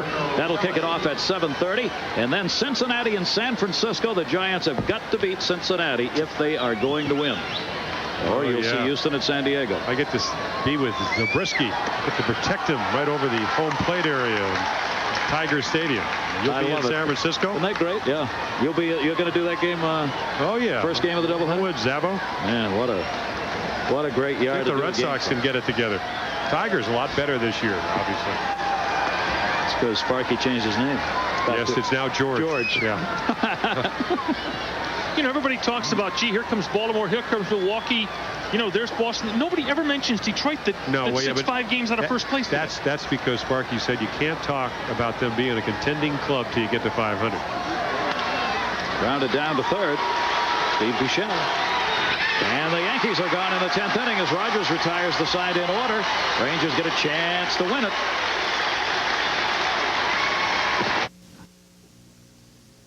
While Nolan Ryan was pitching tonight in Arlington, one of his biggest fans was pitching in Milwaukee. Roger Clemens had perhaps his best stuff of the year as the Red Sox took on the Brewers. Greg Vaughn goes down.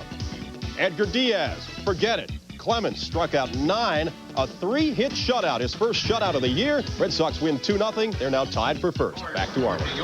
You know it's going well when you see Tony sitting on that back leg, just sitting there waiting for it. Tired arm. Roger complained of a tired arm. Throws the 2-0 shutout. Well, you know, we're talking again about Nolan Ryan's next start, possibly against Milwaukee. Real important part of matchups and winning ball games is who you're pitching against. Are they aggressive swinging ball club? Milwaukee, that type of guy. So, you know, maybe Nolan will get his next. He's 11-9 against them coming into this season. Mike Stanley, the catcher, leading it off. Righetti still on for the Yankees. And the Yankees have a new right fielder, not have the slightest idea who that is. We'll find out. Who is that? That one is popped up. Please don't hit it there. Here's Roberto Kelly, who's in left. He's going to be called off of the shortstop Espinosa. Well, it looks like it's Leyritz, and I think maybe Velarde went into third. It looked like maybe what had happened. Is that what they've done here? Righetti gets the first out, bottom of the 10th inning. That'll bring up Steve Buechele. Why in the world would you simply take Jesse out of the game? Maybe there's been a trade made and we don't know about it. I can't believe you don't know about it, Norm. I mean, this is your town. We've got a guy on waivers playing center field for the Rangers. I mean, the town that never sleeps, Arlington. I mean, and you don't know about this? One down, Steve Buechele. 3 for 4. RBI, couple of doubles, runs scored. Thank you very much. And the strike. Remember that run in the bottom of the 8th that we talked about? You got to narrow this. If you want to pick up Righetti, you want to try to knock a run off the lead in the bottom of the 8th. Buechele's 2-out base hit proves to be a huge run in this game. Sure was.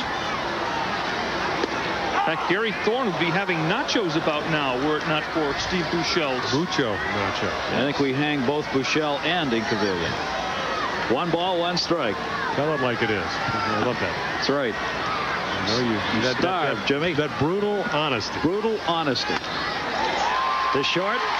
Espinosa. Evan Moss, and there are 2 down. I was just looking in the Elias baseball analyst for 1990. We were talking about losses in our team's last at bat.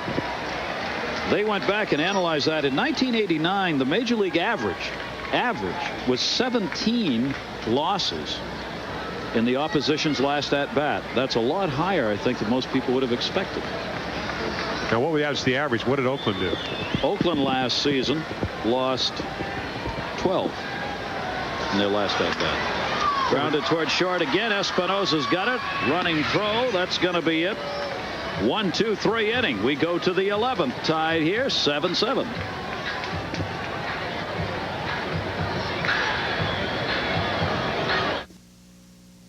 Before we head back to Arlington, let's bring you up to date on what else is happening around the major leagues. This afternoon, it was the Detroit Tigers over the Baltimore Orioles. Final score there was 4-3. Tigers take 2 out of 3. Roger Clemens, a 3-hit shutout for the Red Sox. Bud Black, a 3-hit complete game for the Tribe. Jose Canseco, a pair of homers and 6 RBIs as the A's roll over the Angels 13-3. Kansas City beats Toronto 6-1. George Brett hit for the cycle. The Red Sox and the Blue Jays tied for first, and the Twins shut out the Mariners. 6-0 was the final score at the Metrodome. Now let's head back to Gary Thorne and company in Arlington, Texas. Thank you, Bill.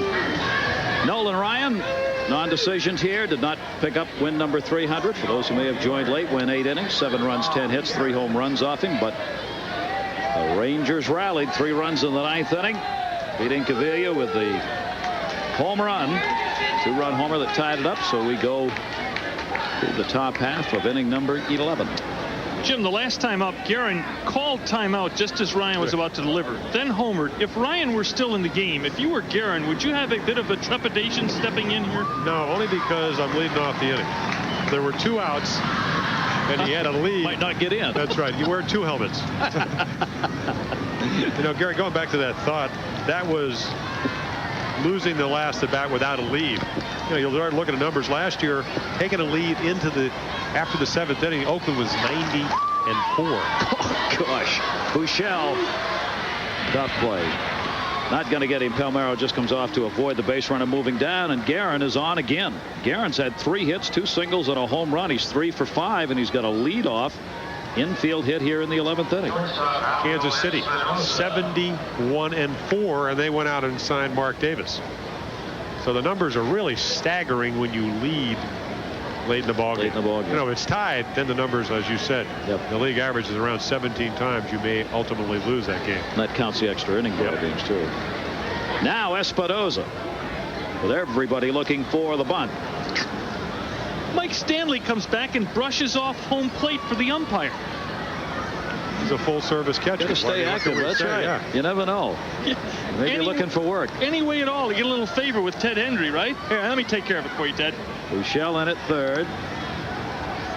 Go to first as much to see whether or not Espinosa would move up in the bat handle. Didn't indicate. Great bunter last year. Second to Fermin over in Cleveland with 23 sacrifices. Good bunt. Russell, second baseman Franco covering. There's the sacrifice, 7th of the season for Espinosa, and that moves Bob Guerin down to second base with 1 away. And it'll bring us up to the top of the order, Deion Sanders. One thing you have to understand about Kenny Rogers is even though Kenny Rogers has the assortment to go a long way in a game, fastball, slider, changeup, for the last couple of months since Russell's been out, he's been a 1-inning pitcher. Last 29 times out, he's pitched only 34 innings. So this represents a long way for Kenny Rogers and a lot of pitches for him to throw.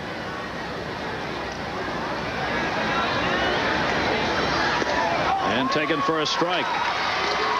Merrill didn't want to go deep into the pen here either. They've got a day off tomorrow, but they've got to go to Cleveland and play 5 games against Cleveland, 2 doubleheaders.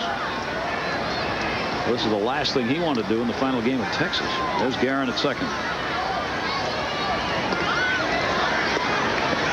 Sanders takes the pitch, 1-1. This also represents Rogers' second time through the lineup. When he came in, he started by facing Sanders. Well, the Rangers don't believe Deion Sanders is going to pull Kenny Rogers, do they? Play him over and in. 1-1. Broken bat, foul ball. I mean, a real broken bat. Yeah, between the thumbs. Rogers has given up only 1 hit, only 2 base runners. The other reached on an error. First hit was that single leading off this inning by Guerin. New bat for Deion Sanders. Sports Center coming up as soon as we're done here in Arlington, Texas. They're standing by to bring you up to date on all the day's baseball action. Lots of very important baseball games. Canseco chasing for the home run lead. So's Michael Jordan. Yes, Michael Jordan. Dan Patrick, Bob Lee standing by. 1-2 the count. New bat, foul ball. You know, I've never been much on Superstars competition that made for TV, but I'd pay to see Bo and Michael Jordan go at it one day. Doing what? Like 15 athletic things. Well, let's see. We've seen Bo in his last ad. If he can race, he plays cricket, golf, race car driving. He probably would the Superstore. I'm surprised he hasn't done it. I know Herschel Walker has done that. When's he got time to do that? There isn't any off season. Yeah, that's right. Does Bo know the obstacle course? I think he probably does. He'd learn it in a hurry. 1 ball, 2 strikes on Deion Sanders. We are in the 11th inning. Yankees with a runner at second and 1 out, tied 7-7. Kenny Rogers staying right in on the fists on Sanders. 1 ball, 2 strikes. We got to give the Yankees a lot of credit. I mean, they could pinch hit here.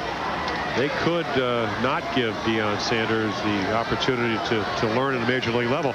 You know, we talked about Buck Rogers up in Montreal. He took some flack from Tim Wallach, his third baseman, because he let some of these young guys, the Shields, Grissom early in the year, learn under these circumstances. And he said, how will they ever get any better if I take them out in clutch situations?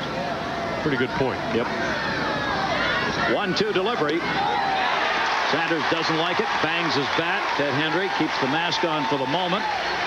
Rogers has 4 strikeouts. The mask is off. Deion's close to leaving. Very close. And he's gone. There goes the bat. Showalter, the third base coach, is holding him off. And Stump Merrill moves out in between. Buck Showalter came charging down, number 48. Hendry gave him a chance to leave. Deion Sanders didn't take it. Showalter doesn't like it. He's arguing with home plate out. I take it back. That's Mike Ferraro, first base coach, who's arguing. Here's your problem, guys. Yankees have no outfielders left. They've already got Lirritz, an infielder, in the outfield. That's right. 4 strikeouts for Rogers. Deion Sanders is gone. Guerin's still at second base. There are 2 down. Here's how it happened.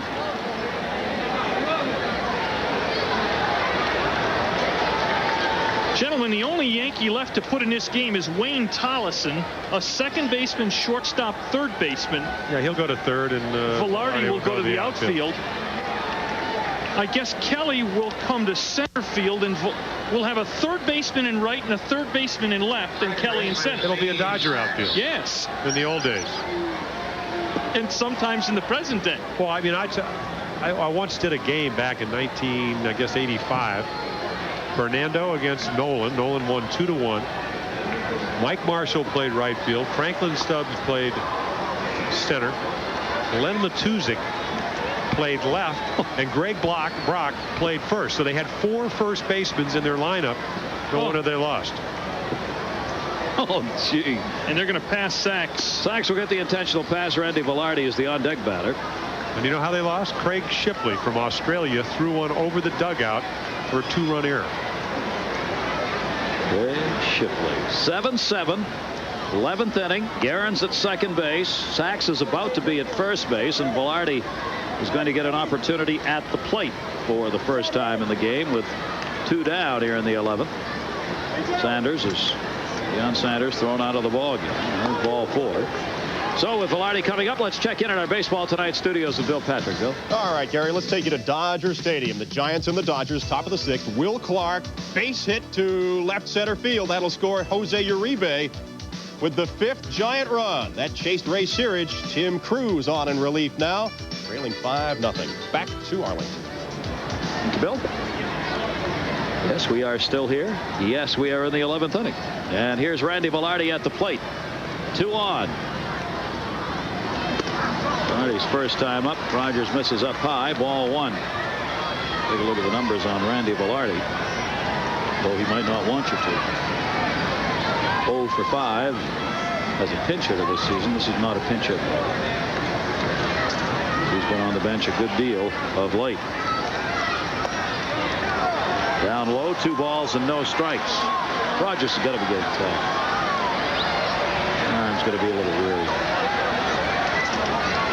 Yankees could have one other possibility. Kevin Moss is an outfielder. He could move out there, but then who do you play at first? Because Towles doesn't fit there. Well, you put Velarde at first. He played a little bit of that in spring training. 2-0. 3 balls and no strikes. And Bell Boney is waiting on deck. By the way, all this is assuming that Don Mattingly can't play, by the way. Which right now is a pretty good assumption. I mean, Mattingly is still technically available in this game, but took himself out of the lineup with back problems. 3-0. Strike, 3-1. Mattingly never played tonight. Came in, was going to be in the lineup. Said, my back hurts too much, I just can't do it. So we did not see Mattingly in this game. Rangers have a right-hander, Arnsberg, ready in the pen. Rogers walks Velarde. You might well see him to pitch to Balboni. 3-1. Good comeback. Rogers looks like Randy Myers out there. Myers gets off the mound after every pitch, takes a cruise around. Same thing Rogers does. He gets off the mound, circles it before he comes back up to the pitching slab. Well, he's got a little Roboski in him. He'll turn his back and spend a few seconds psyching himself at times. Well, he psyched himself right back into a 3-2 count after falling behind 3-0. Guerin at second base. Sachs at first. 2 down. There they go. And there he goes.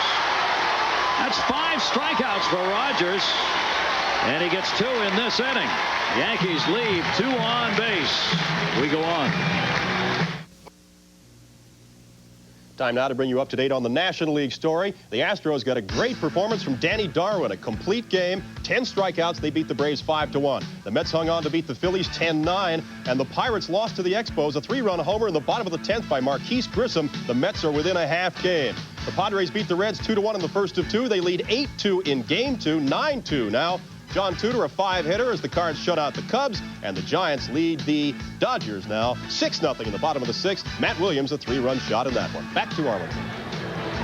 Thank you, Bill. 7-7 as we go to the bottom half of the inning. And as you said, the Yankees having to make some changes here, and they have done that. Lane Tollison has come on to play at third base. Randy Velarde has moved into left field. So Velarde's out there. There's Tollison, who's on at third. And we've got a new pitcher, Mark Leiter. Mark Leiter. Mark Leiter is one of the comeback stories of all time in baseball. This is a guy who missed three complete seasons, never threw a pitch in 86, 87, or 88 because of continuing series of shoulder surgeries. Picked up by the Yankees last year, pitched in Fort Lauderdale and Columbus, and had a nice combined 11-8 record, and just called up from the minor leagues.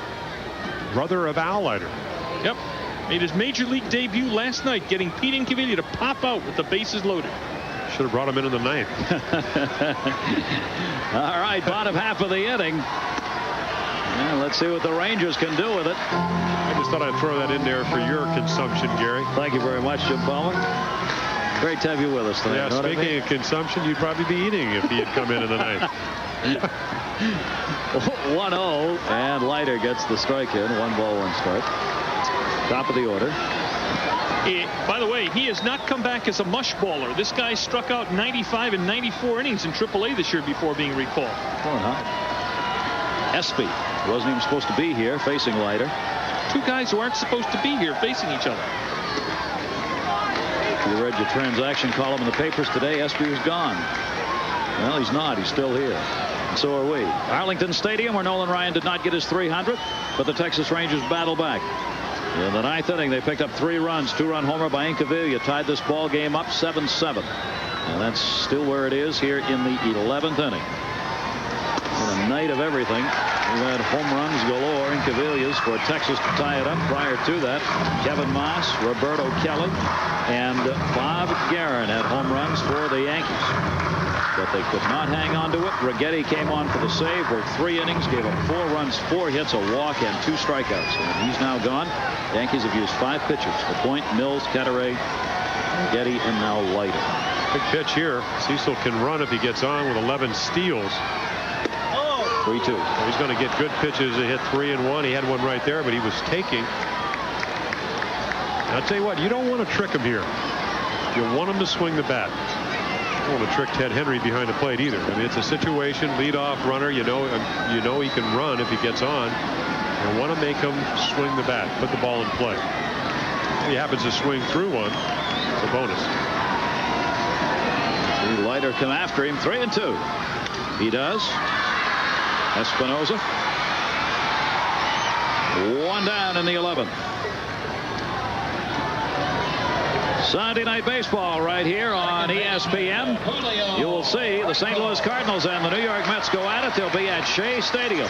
Mets winning again. They're just a half a game out right now. The St. Louis Cardinals, who do not like the Mets at all, would love to be spoilers. They've got a chance to do that. 8 o'clock Eastern, Sunday night. Meanwhile, watch the transaction column for the Cardinals also. Maybe some bodies shuffling in and out of there fairly soon. Leiter to Franco. Breaking ball for a strike. One down here in the 11th. Single came in the 5th inning. Also has drawn a walk. That came in the 7th.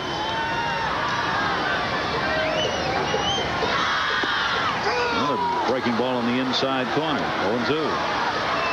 I didn't believe it. Good, Jim. It's going hard.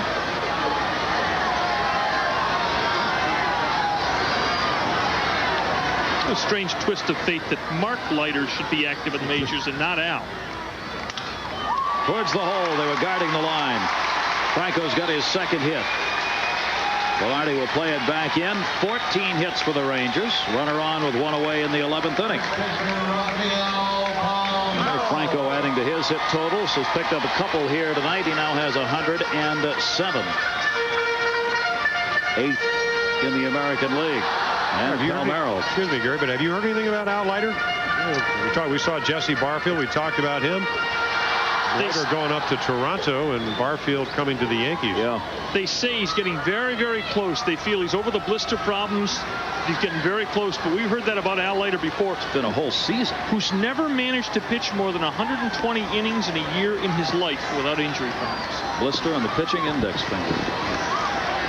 One down. The runner at first. Missed outside for a ball to Palmeiro. I found McDonald's explanation of blisters interesting. He thought the baseballs used in the minor leagues had higher seams and activated it more. They were talking about the ball that he was using in Rochester, different than the American League ball. In fact, he pitched a simulated game before he came back to the big leagues up in Rochester in the bullpen with American League balls, just so they can alleviate the blister problem. Back when the Orioles were here in Texas, Ben being called up, went over and talked to Nolan Ryan. Nolan having that problem back in the late 60s when he first came up with the Mets. Pickle brine, something like that they use. Alum. Yeah. Trying to toughen up the hand. Yeah, what he said, what you actually do is you got to file down the callus. You know, most people think you got to get the callus, but that callus, when it's hard, causes the blister underneath. Missed outside, 2-0. So Nolan Ryan instrumental in helping Ben McDonald. Here's a situation where Bobby Valentine may turn Franco loose. He's got a terrific contact hitter at the plate in Palmeiro in a wonderfly advantageous situation. 2-0. Franco with good speed and Palmeiro a good contact hitter. Yeah, once went with the Cubs 29 at bats without missing a pitch. Yeah. Didn't swing through it. Not incredible. 2-0 count, one away. Pretty good lead for Franco. He's not going. Palmeiro does go. Right field. Going back. Lawrence could be the ball game. Goodbye. Home run. Game's over. A 2-run homer by Rafael Palmeiro. And the Rangers beat the Yankees 9-7.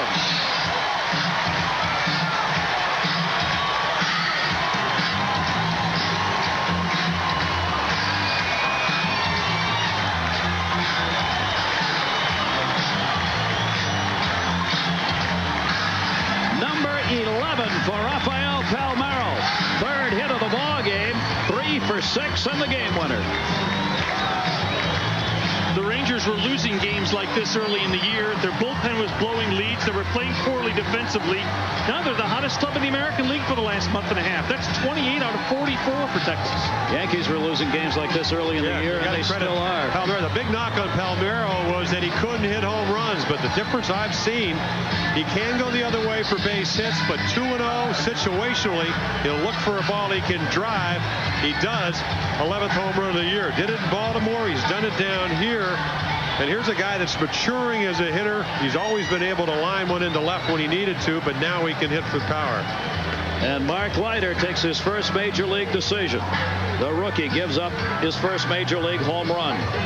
And he is 0-1. For Jim Palmer and Norm Hitzges, this is Gary Thorne. Thank you for joining us. Our final, the Texas...